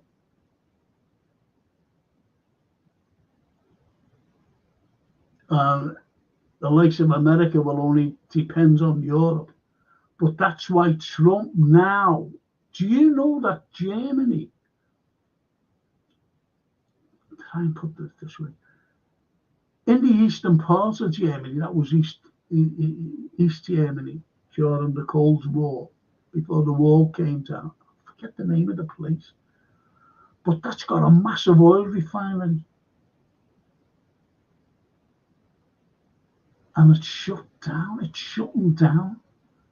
And thousands of people are coming out to work in Germany. Do you know why? Because it's the only refinery that has to depend on Russian oil.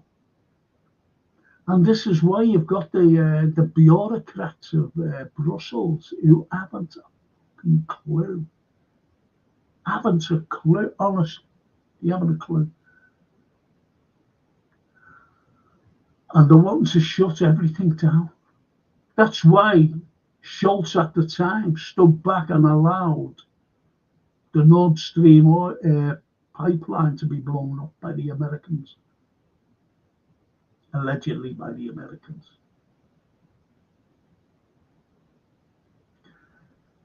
And you've got Trump now saying, listen, we'll open up a second line pipeline. So, to Putin, that is. Can't do anything else, because that's where it falls from. Because let me put you into a little secret. This is why it's essential that the world needs Russian oil.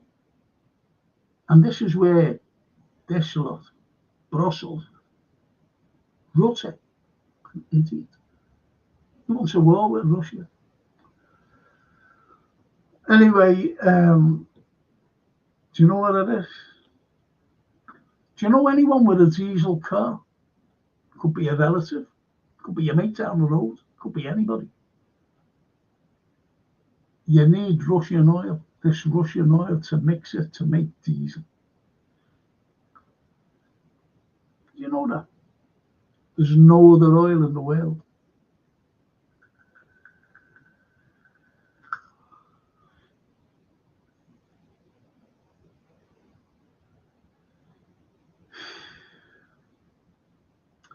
You know, there's loads to go through. And what Trump has said as well. And Putin's just said to him, didn't he, in a phone call? You know, Trump said, look, we've got to negotiate here. I'm going to drop these sanctions and we've got to connect them. But at least, you know, Trump, albeit he flip-flops, he doesn't know what he's talking about half of the time. And he tells fibs in a big way. He's got to have negotiations with Putin. He's got to lift sanctions. He really has. Because they need the breadbasket of Russia. That's why Russia, you know, there's never any leverage on Russia at all in any. I got called a Russian puppet, a Putin puppet. I said, why am I? I said, look, I go right back to 2014. I even go back to 2018 when the press, the media the Western media was saying about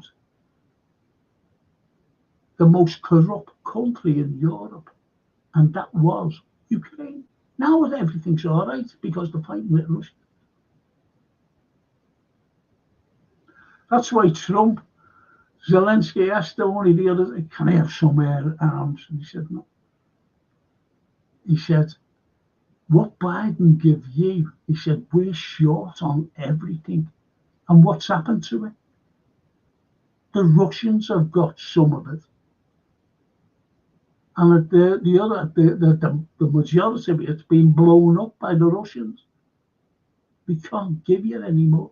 End of and shut off.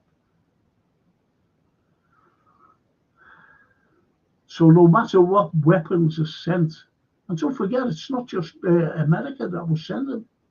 Europe was sending it. We've sending it. And you've got Starmer in a lot of trouble, haven't you? He wanted to do it. Just think about, please. Just think about this 1 second. He wanted to cut like a surplus of 5 billion, didn't he? And you've got to ask yourself, why did he want to do that? And put the pressure under the likes of the elderly and the NHS and everything.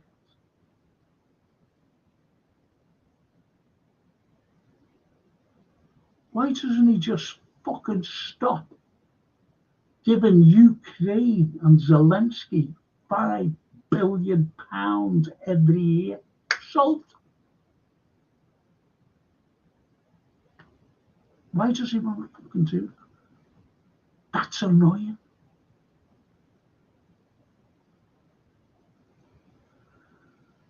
Well, you know me about Ukraine.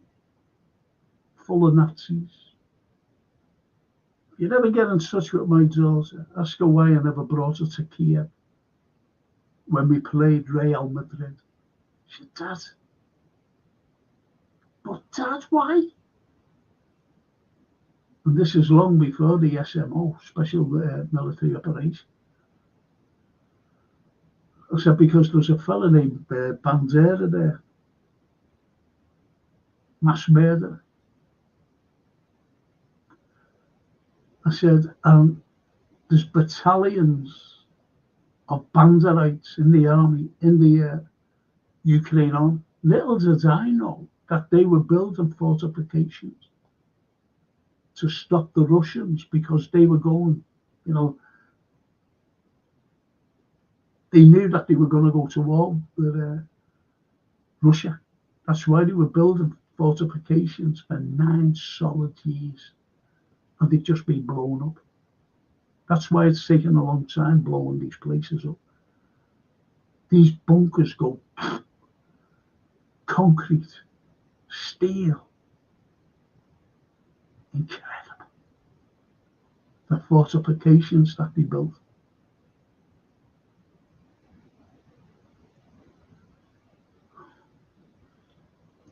And as you know, it was led by the Maidan coup d'etat 2014. It was led by who? It was led by Victoria Nuland. That's why I say, do you know anything about the Maidan coup d'etat? What's that? I haven't a clue. But that's what I said to her. Francine would speak to me. She said, but that's years ago. I said, no, they're still the Nazis, baby. I don't want to be walking around a fucking street. I never saw. Walking around the street where you see these big statues and name,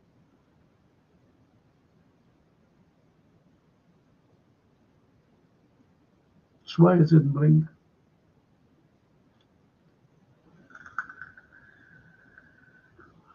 And I said, I'll bring her. And when we got to the other final in St. Petersburg, I said, I'm taking you. Are we going? I said, take it. The SMO started 2022. We ended up in Paris, didn't we?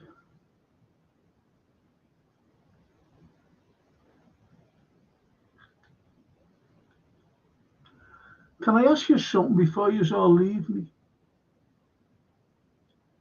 You know I'm doing a gunpowder plot. Have you enjoyed this one, by the way?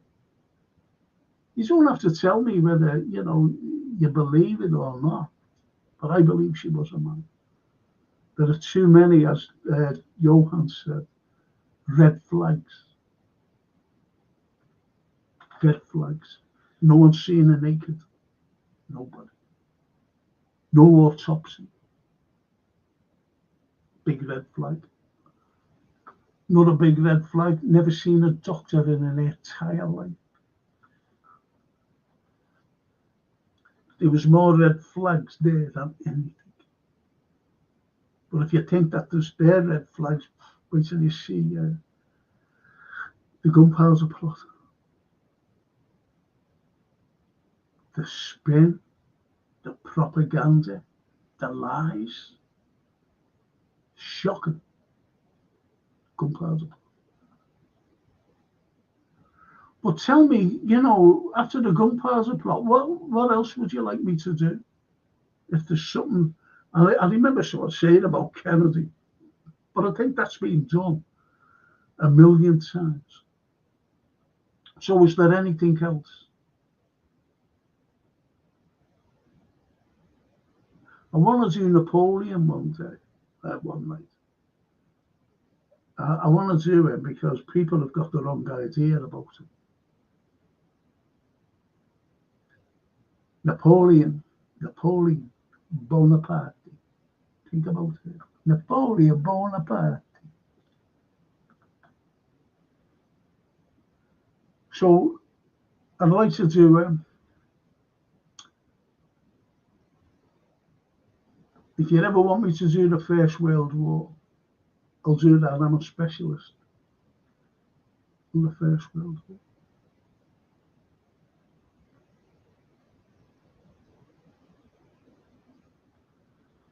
The English Civil War.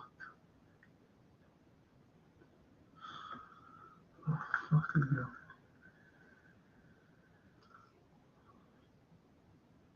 So let me know what you'd like.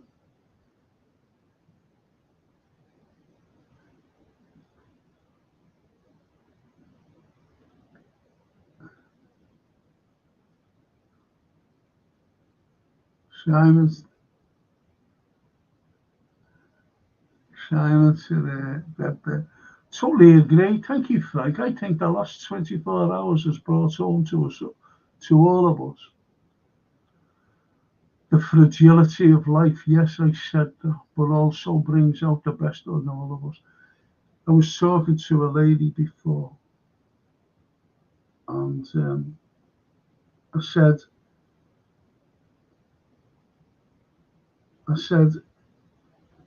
no matter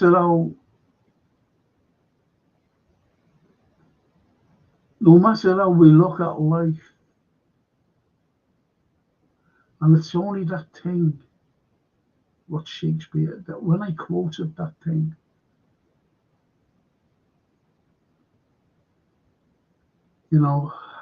out brief candle. That's your life. This is what Shakespeare said. This is your life. It's like out brief candle. Brief is your life because it's brief. Like that. If you get all the sand in the world on every beach, think about this. Every grain of sand, and spread it across space. It's infinity. But you take all that. Next time you're on the beach, please take up a handful of sand. Pick one grain out. Just pick one grain out and put it there. That's your life. Then look at the sands, look at the beach.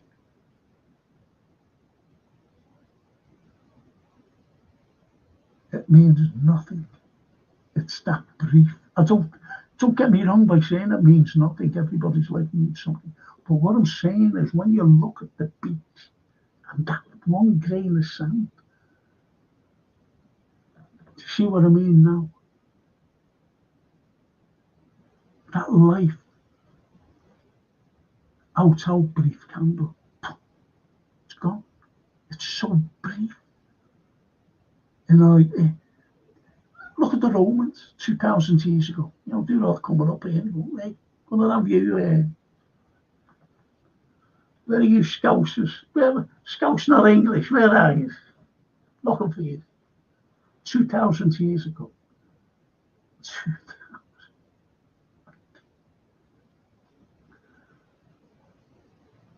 Do you see where I'm coming from? It's like a poor player that struts and frets his hour up on the stage because that poor player is one of the witnesses. Say like it's Guy Fawkes saying, listen, I never done this, you know. You get the likes of Robert Cecil saying, yes, I'm sorry for the injury I caused to Parliament. That's fucking lies. That's what you read. As it says, it is a tale told by an idiot, full of sound and fury, signifying nothing. And that's Robert Cecil. The great Shakespeare was talking about Robert Cecil. It is a tale, a tale's a story, told by an idiot, full of sound and fury, I'm going to abuse, signifying nothing.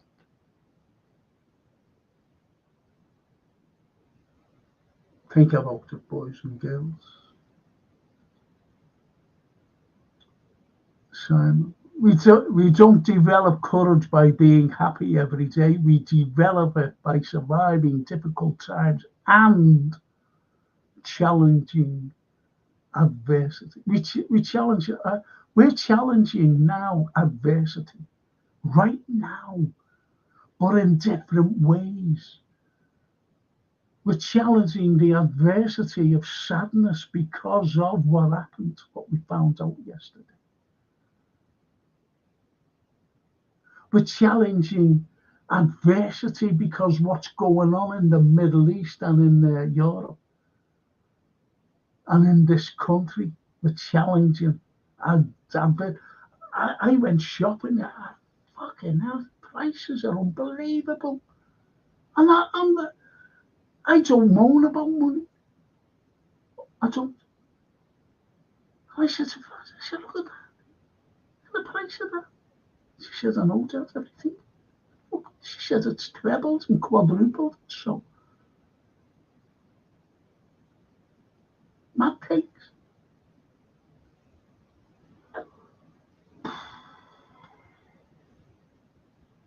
Take that, Simon.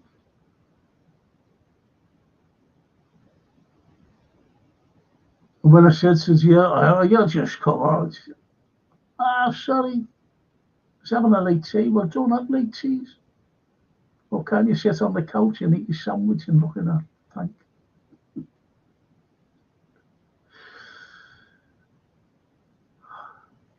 I think the idea behind the tax cuts is to encourage people to spend, says the lovely Toscana. I'm going to message you later on, Toscana. Love, beautiful message. It was too late when I seen it, you know, to reply. Really. Of course it is to spend more, but that'll put more emphasis on inflation. So why the tax cuts? Why don't we just stop giving this fucking man £5 billion every year? We just give him £5 billion. That would have done us.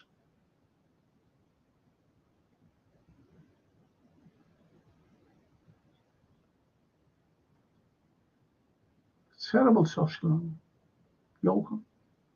That's it. Schwed. I want to go to Schwed. So you're right, yeah. Refinery. PCK, that. Well, it's on you. That's on you. Glad it melts out. I'm glad because it is in East Germany. And there's thousands. I think they're coming on plot. There's loads being sacked, unfortunately. But they want it back. But you've got this mate who just hates Russia. Hates them. Russophobe. Do you know I haven't seen the black and white boy for a while? And Tosca. Yes, I've got a diesel. Yeah, there you go. We were told diesel was king years ago. And for the vehicle I've got to drive, they are all diesel. And that's where the oil comes from. Russia, to make diesel. And trains, they're not all electric. Some still run on diesel. This is why Trump is saying, come on, what we have to do. What we have to do is to lift some sanctions. That Lindsay fella, he said, put the oil up to 500%. That would have been it. That would have been the fucking end of everyone's, and I mean everyone's economic situation. It would have just gone through the roof. An idiot. These people. I'm sorry, but the Americans are fucking idiots. Except a few,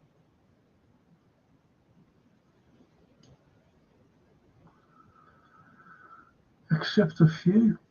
A blind guy walks into a shop with a guy, he picks it up and starts swinging it around his head. Alarmed, a shop assistant calls up, "Can I help?" "No thanks," says the blind bloke. "Just looking."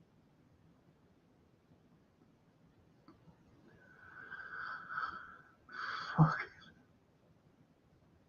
It's not the best you can do.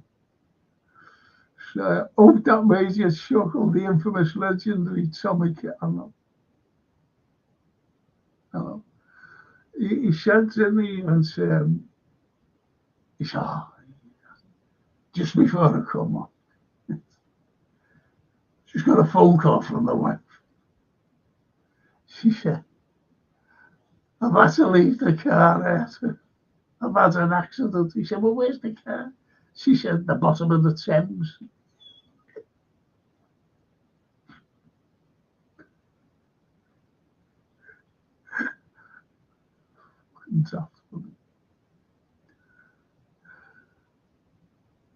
I hope you found that funny and enlightened the tone. Try and enjoy your weekend as best you can. Take care of you and those. Great show, Frank says LFC. Tony. Lovely fella, Tony, by the way. Never mention him in spite of him. Honestly, mentioned him in spite. I said, I love that. And I do, I do. But it was coming up to Christmas. I don't know the way you just talk on the pods and said, "Oh, I can't wait for a little mince pie." Christmas, see it. Ding ding. And a lovely Jeanette's way. Open the door. Right? He stands in there. Fucking big tray of them. And do you know what? They were big. You know the way you get mince pies and they're about that big. They're about that big, a couple of bites and we've gone. Okay, now these things were like that, full of, that sugar they put on.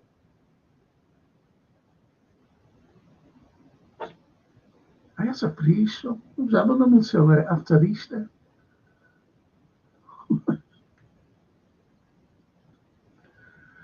It's been great to listen to, says Toscana. Thank you. Thank you. Johan. Brilliant show, Frank. Absolutely loved it. Thank you. Christopher. Always brilliant, Frank. Thank you. You don't have, honestly, I don't half appreciate it.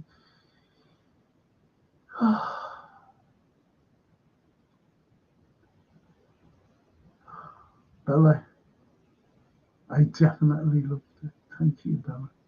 Thank you so much. Every one of you. Freedom Journey. Shakespeare. You always do Shakespeare. Very clever man. And these Americans are always saying, he never wrote that. He did.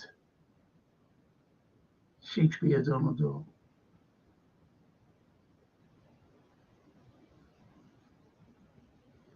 When he wrote, I've got his book of sonnets here somewhere. And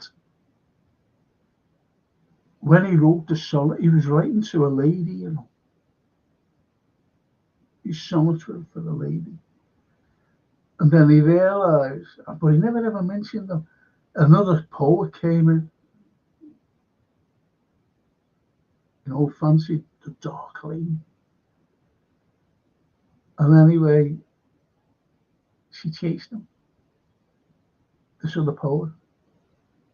Then he went back to her and the sonnets. But I had to do them when I was studying years ago. Do you know I never liked? I shouldn't say this, but I was reading heavy stuff, studying heavy stuff, like the Gunpowder Plot. All this stuff I was reading heavy. I was reading about, the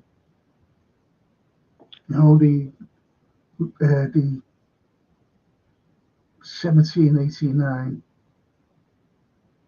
French Revolution. Napoleon. Vietnam. Then I had to do some literature. And he went, got to read them. I said, go away. He said, okay. And I had to read. Emma, Jane Austen. Then I had to read Sense and Sensibility. I said, have I got to fucking read these? And I had to read them. I had to know about them. I had to 4 books of his. I choked on every page. Choking until I cried. Never liked it. Yeah, I love the lady writers, the Brontes. Elizabeth Gaskell. Elizabeth Barrett Brown.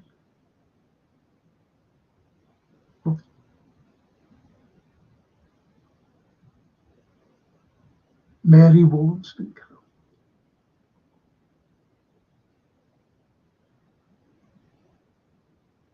Love the ladies. I'll be talking about ladies, by the way. I'll do a show on them. Just ladies.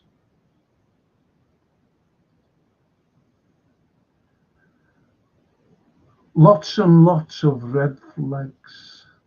Bella down. Tell you what I'll do. Just see something there of the lovely Toscana. Marilyn Monroe always said, yeah, I'll tell you what I'll do. Do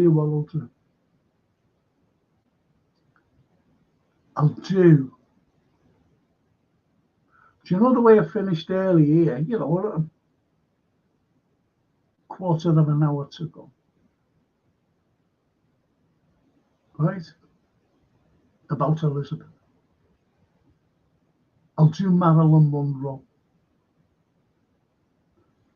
if I've got time after the gunpowder plot. I think I will. I think I will. And I'll do Marilyn. Marilyn Monroe was abused by everybody. Not the likes of me or, any lads out there. People in high positions. Did you know that she was a genius? I hate saying this, I'm not just saying it. She had the same IQ as me, which is saying like it's genius. I'm not a genius. I don't profess myself being a bloody genius. 172 IQ I am. And she was the same. Apparently. I think so.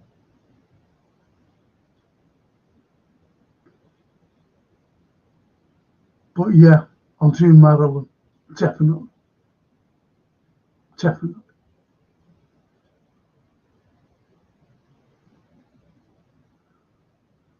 And lovely Jill says, would like English Civil War as I know nothing about it.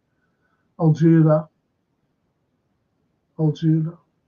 There are some good ones here, actually. Marilyn Monroe.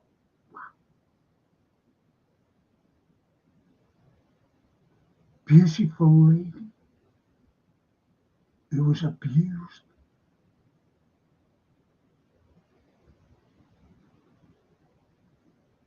And she was a genius.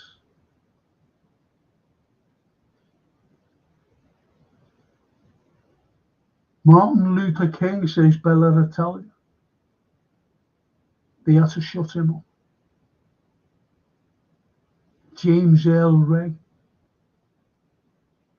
He was accused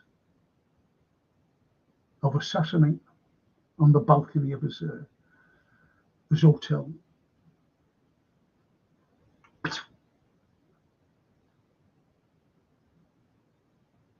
He didn't do it.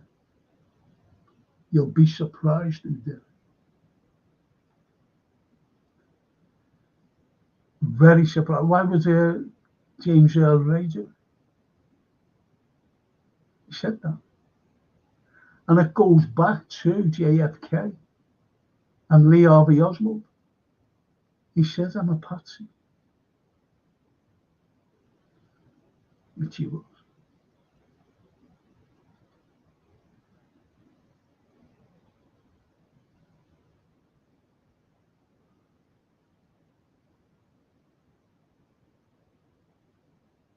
Loads. Do you have loads?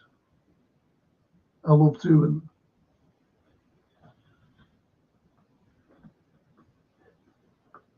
Look, I've seen a UFO. I'm being honest here. I was brought up Catholic. I was a little altar boy. My mum's mates used to go, oh, he's going to be a lovely priest when he grows up.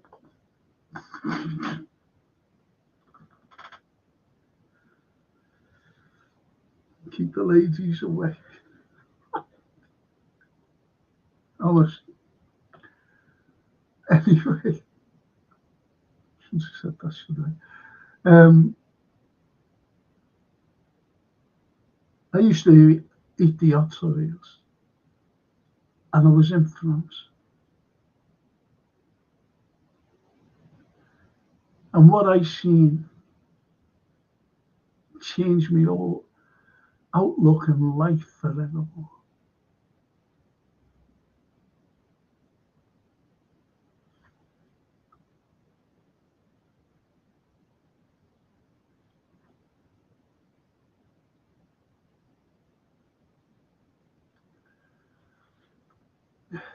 It's also explained. People say, they try to said, oh no, must have been something different. But I'm talking midday, just after lunchtime. It was just after 12 o'clock. Sunny day. Point is, I was saying that I never ever told anybody. I was telling this fella. And he said, well, how high was it in the sky then you were looking at? I said, well, it wasn't in the sky. We were looking down at it. He said, what do you mean you were looking down? I said, because we were on an incline. And we were up here. Try and get this right. Bear with me. I said, yeah, we were up here. And we were looking down. We were looking down at this thing. We thought there'd been an accident because there was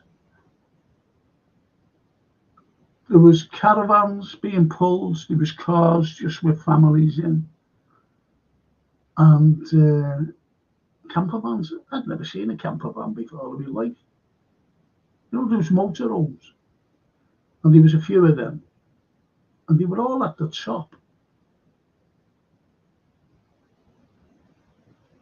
of this incline, looking down.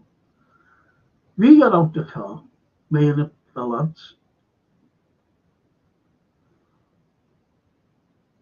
and we walked up. As I said, we thought that there was we said, well, must have been an accident. So we pulled up. We got out. And when we walked up, we're looking.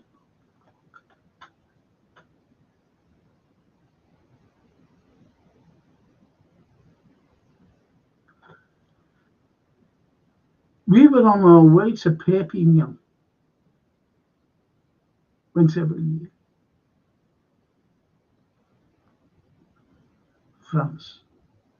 Just by the border of Spain.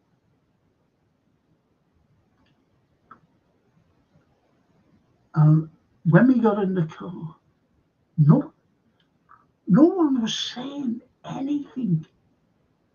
This is like later when we recollected what had happened that day. And when we all jumped in, as I said, no one was saying a word looking at this thing. Nobody, there wasn't a word. Not even a couple of kids were there. And you know what kids are like, running around, making a shout. No, standing there. When we jumped in the car, we had about, I think it was over 3 hours driving. Left. Not one of us said a word to each other. Not one. Not one word. We get to, we always went to this bistro, bar,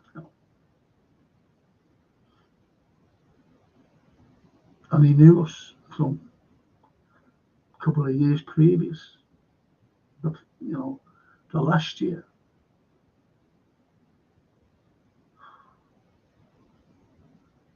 And we walks in.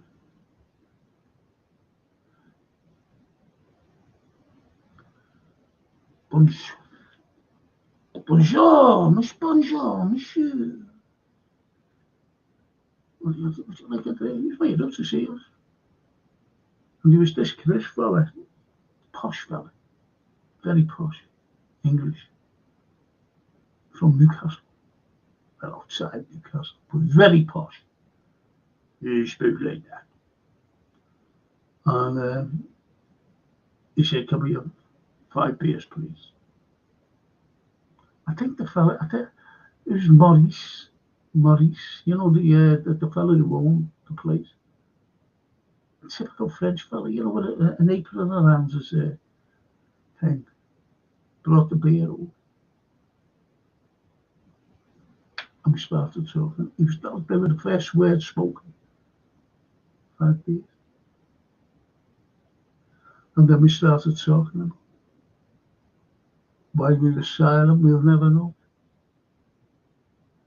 We just don't know.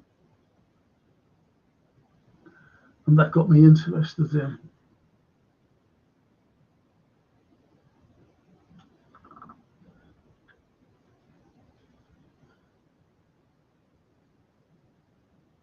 if you ever want me to do that,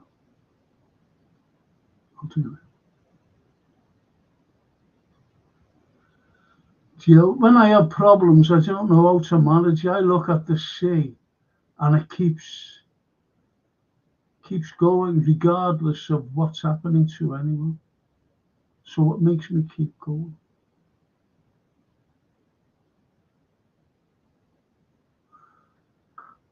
Yeah,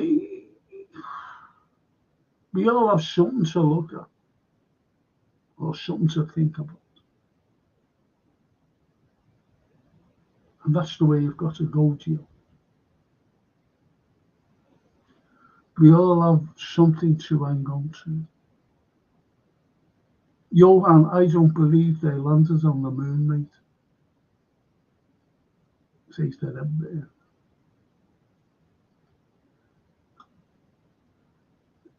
Me neither, mate.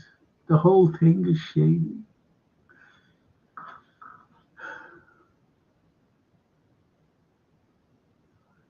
Capricorn 1. Capricorn 1.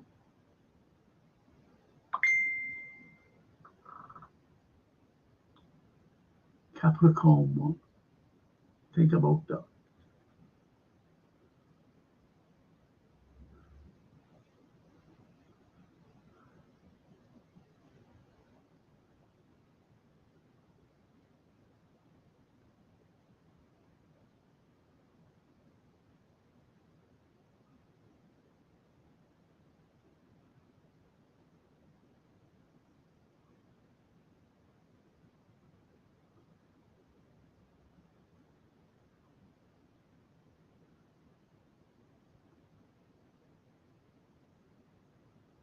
Wow. That'll do me. Karen, if you're listening, that's fantastic. I'll message you. That's brilliant, Karen.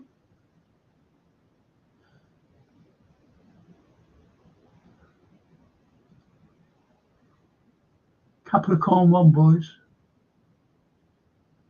Everything has shot up since we left the EU, and I mean drastically up. Christopher, Putin gets the blame. So why has it gone on? No, the EU are putting everything up. It's all coming, you know, whether we're in it or not.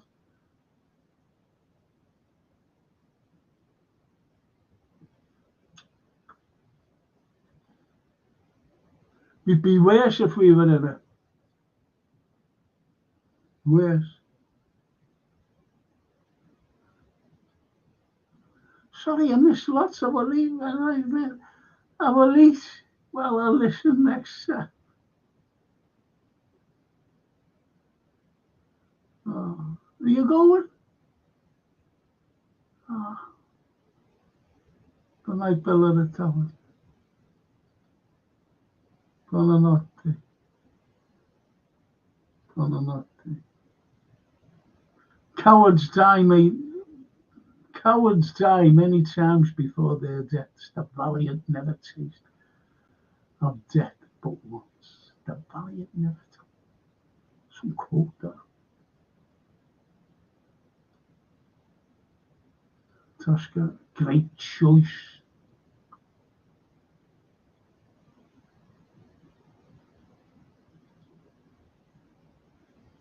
Franco, did you ever know Howard Hughes, the Scouser one? He did a podcast called The Unexplained. Lovely man, sadly passed away last year. No, I've done The Unexplained, a few years ago.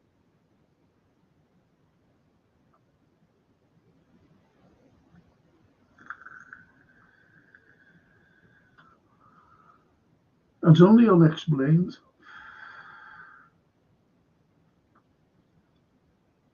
Some mad stories, isn't it? Buona notte, bella Natalia, says Cascana.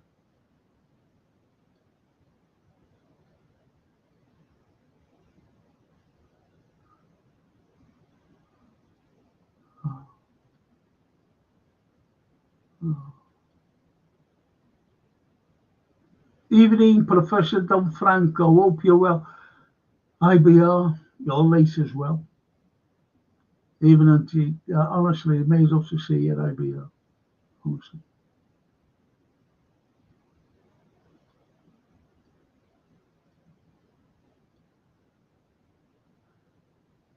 So it's the gunpowder plot. Marilyn Monroe.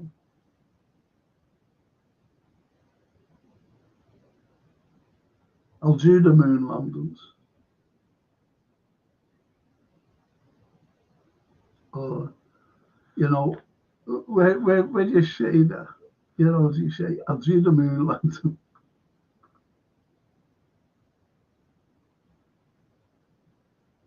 What you believe and what don't you believe.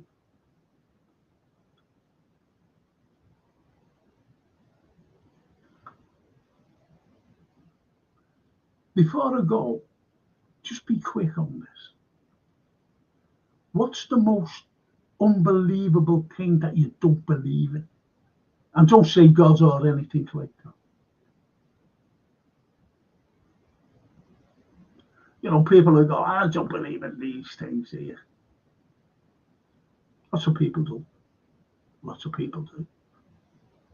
So what's the most unbelievable? Even, I mentioned Shakespeare before. Some daft youngsters thinking, what are they?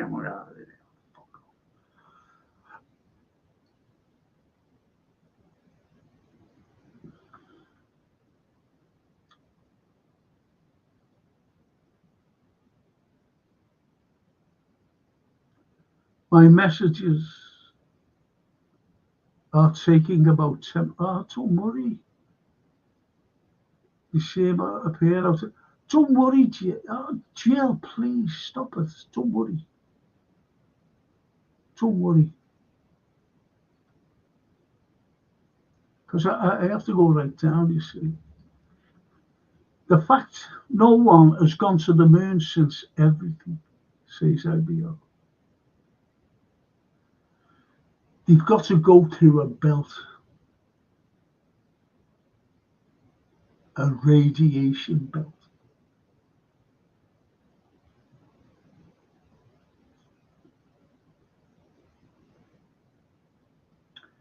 You could ask,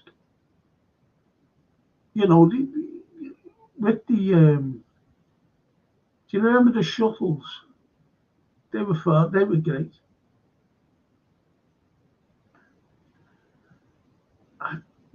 You're not going to believe this, but believe me. Have you ever made a space station?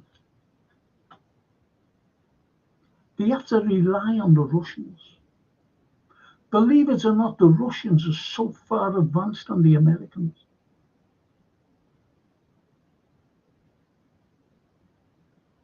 They made the space. They've got the mayor up there. And the Americans have to ask permission, can they go up there and spend a few weeks there? We go up there, mate. Now, when I mentioned about the shuttle, they're saying how advanced that. Why didn't he make a shuttle so it could land on the moon and fucking come away again? Why spend weeks up there going around the fucking air? Why did they go up there and go around the moon?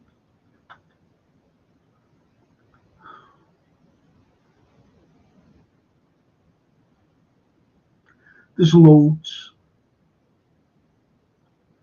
Did you know that I'm talking about the very early 60s? Very early.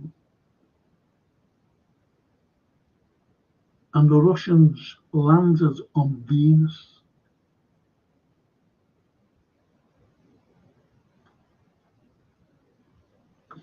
Think about it. Capricorn 1 says, Johan, another assignment for the FC Film Club along with the Bagman. The Bagman. Be talking about that tomorrow.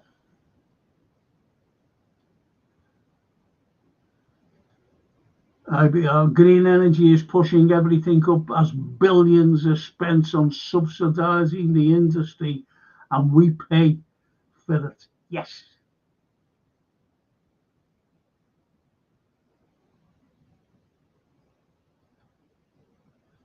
I think they did land on the moon and there's a reason we haven't been back. Yeah, I like that there at the side.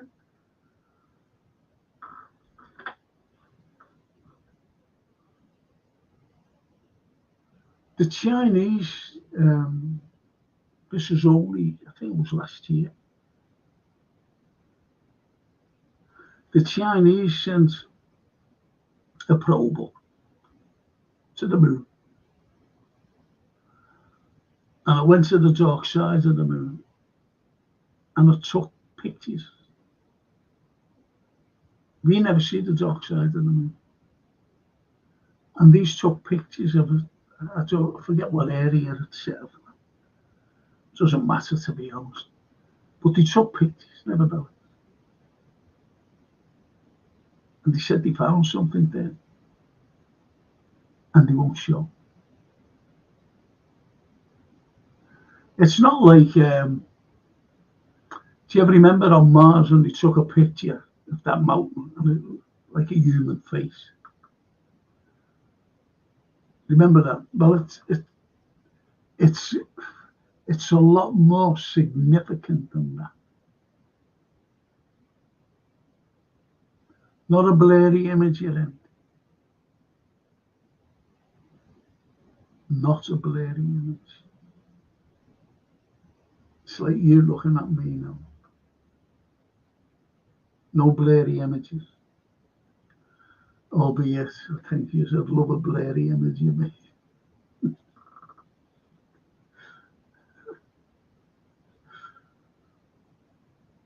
The way this tyrannical Labour government is behaving, says the IBR, there will be another gunpowder plot.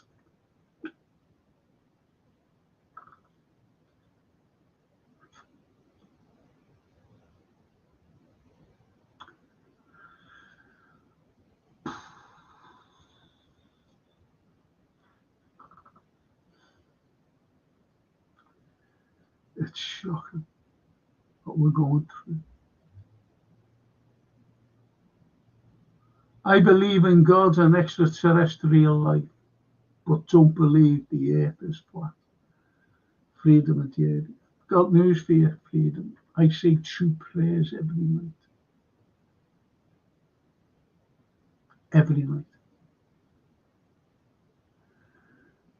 And I even said them when I was in Aussie, coming out of a serious operation I had. I said them when I've been on my holidays, I've come home like back to the old. Said them.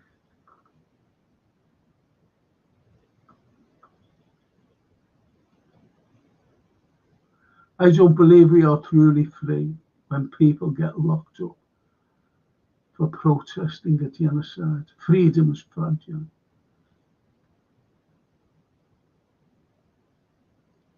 Can I read you something? Someone posted, a friend of mine actually, he posted Just bear with me, please. I'll get this up, see if anyone's liked it anyway.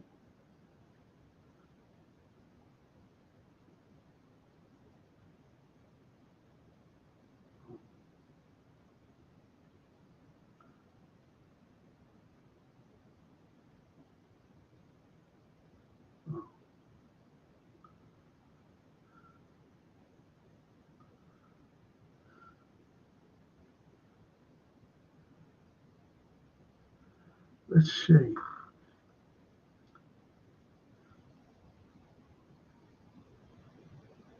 Let's see.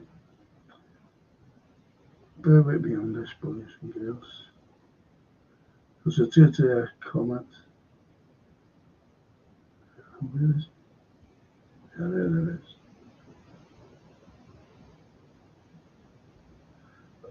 is. See, I love this fella. He's a friend of mine. His name is Sir Arnold, great artist, whatever. And he says, you know, you get things like this. And he makes these unbelievable what he does. And he said, rise like lions after slumber in you know, like you know the way you're vanquished, unvanquished way. This is what he's saying. Rise in unvanquished way. Number, shake your chains to the earth like dew, which is in sleep, had fallen on you. Ye are many, they are few. It's a good poem. So, and this is like, you know, break away from everything. Let's rise. In other words, what's happening today in the country? And here's my answer. A comment, not an answer, but a comment too. I said, man is born free, however, he is everywhere in chains. That was a quote I started off with. Jean-Jacques Rousseau. And there's my comment. The way we've been shackled in this country, hashtag freedom of speech, and the prospect of arrest and imprisonment is seen as control. Only time will tell if we do rise and free ourselves from those chains and labels that have been choking us for quite some time now. Until that day, hashtag freedom of speech returns, we suffer in silence. That was my answer to. I know you can't see it, unfortunately, but that was me.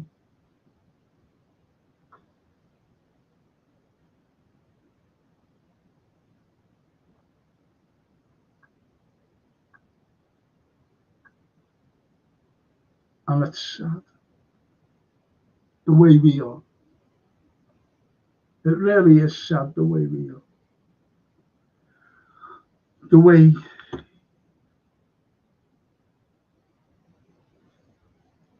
we live. We've got 5.3 million children below the poverty line. 5.3. That 5 billion given to Zelensky, corrupt Zelensky. He could give us 5 fucking billion. He could give us 20 billion and wouldn't miss it. But that's another thing. And yet we give him money.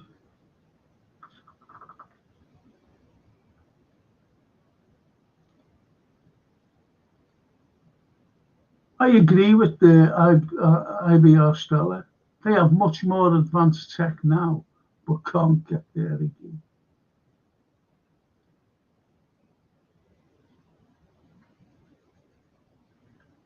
And Toscana, I'm dubious about the Moonland. I bet it was a film set like they had on Diamonds Are Forever with my idol, Sean Connery. They reckon that they used that, that set, the Diamonds Are Forever, with Sean Connery, Stanley Kubrick set.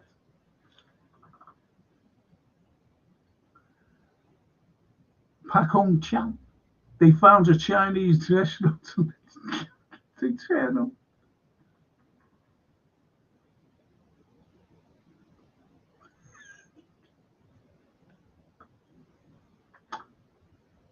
Love it.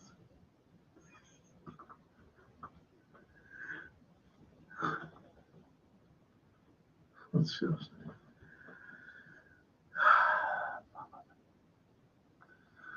brilliant. The moon is turning red, and another sign of the end of times in the book of Revelation.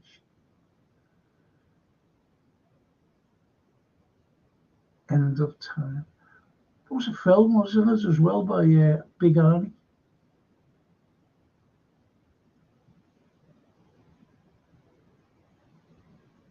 Johan. We suffer in silence indeed. Well written. Thank you. Thank you.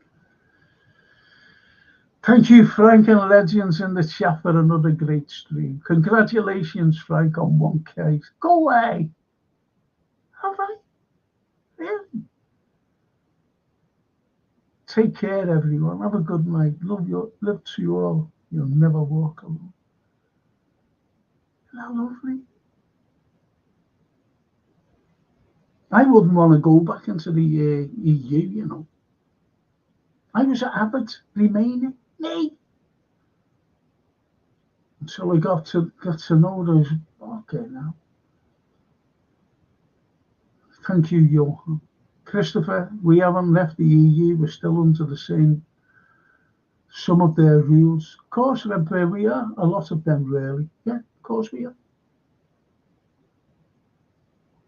Never left it. I've got 1,000. I've got 1K. 1K. I don't aim big, do I? Only 1.5 million. It's about 9 years to get them, okay. But anyway, I'll leave you tonight, boys and girls. It's been really great. It really has. Some of your comments has been unbelievable.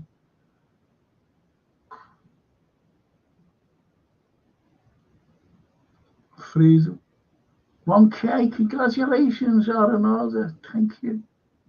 There's a couple of pints for me. Thanks, Freedom. And Johan.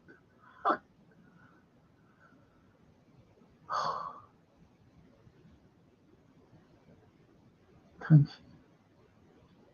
Can't believe it. Someone must like the show. Oh, the lovely Myra. Myra, I met this lady, we watch certain things, and never met her in person because she's in South Africa. And she's got the same views as me and you, Myra. Lovely person.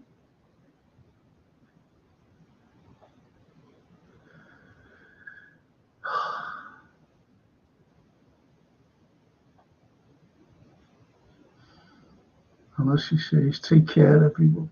She's a lovely person. She's one of us. Doesn't say much. Doesn't say much. But she listens. I'll have to do the Chinese one day, The Chinese. Fucking hell. Nothing gets mentioned about them. And 48 of them were killed in an air raid here in Liverpool during the May Blitz. And no one mentions them.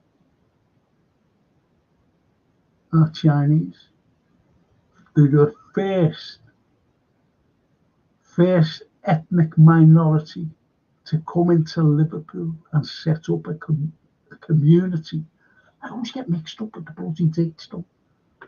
I don't know whether it was 1824 or 1826 in Pitt Street, Nelson Street, and they stuck together. Do you know what?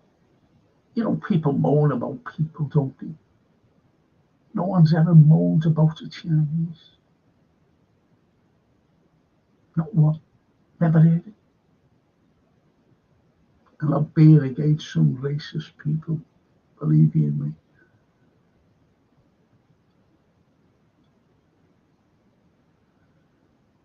Thank you, Johan, MUFC, says Toscana.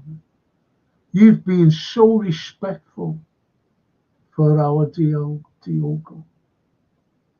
Isn't that lovely coming from that lovely lady, Toscana? Love that lady. And Jill. Right, Frank, take care. Looking forward to the next one. Thank you, Jill. It'll be goes well, and you will get to know about the Civil War, because there's a lot. And how they view Liverpool as well, going back then to 1644. Now, Johan, says the red bird. Pack up. Oh, dear. Congrats on the 1K. Crack open the champagne. Oh, if you go to the dark side of the moon and get a number 47 on the menu list.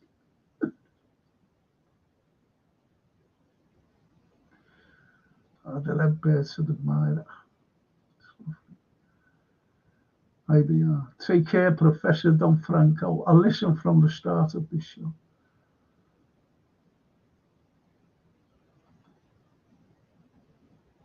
Thanks, IBR. You're a good man. We made most of the EU rules. All EU rules are instantly inserted into our laws when we left to sell the EU. We have used their standards and vice versa. Will he be using the Sharia law? That's come up, well, we've got it. I don't know how that's been allowed. Does anybody here going through Parliament? Because things like that have to go through Parliament. Does anybody hear about it? Or was it all brushed under the carpet? It's shocking. Most probably I'll be fucking locked up. It's not hate speech. That's all. It's just that we've got our own law. We can't have other people's law. You have to abide the law of the country that you go to live in. Not bring your own law in. That's against the rules. That's against the norm. That's against the law of the land. IBR, no one has landed on the moon, says the MP. And Pak says, yeah, the Chinese are too quiet, they say. They say that of me. You're one of us. You're one of us, Pak. You are. And I mentioned, by the way, you take lovely pictures. You do. I put them up.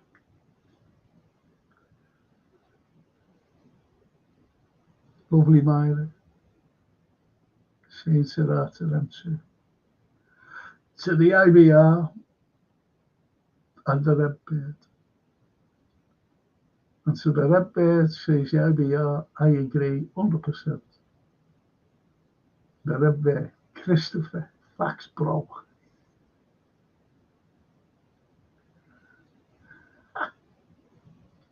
lovely. So listen, all you wonderful people, I'll be doing a thing tomorrow morning, and it should be good. It should be.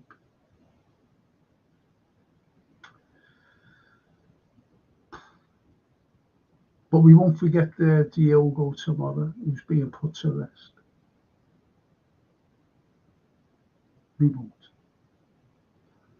And Pax says, thanks. Been taking photos for 40 years, have you? 40 years. Did you see the one on the dark side of the moon? That's yippy. To the Chinese restaurant. Oh, you're fucking good, you. Oh, the Red Bear. Got to go, Frank. It's been another great show. Night to you and the chat. Thank you, Redbird. And on that wonderful note, I'll say good night. Thank you. Thanks for joining me. Thanks to Jason. Thanks to everyone. All you. Without you, there wouldn't be a show. Thank you for keeping me company. Mille grazie. Adamant. Ciao. Ciao, Bella.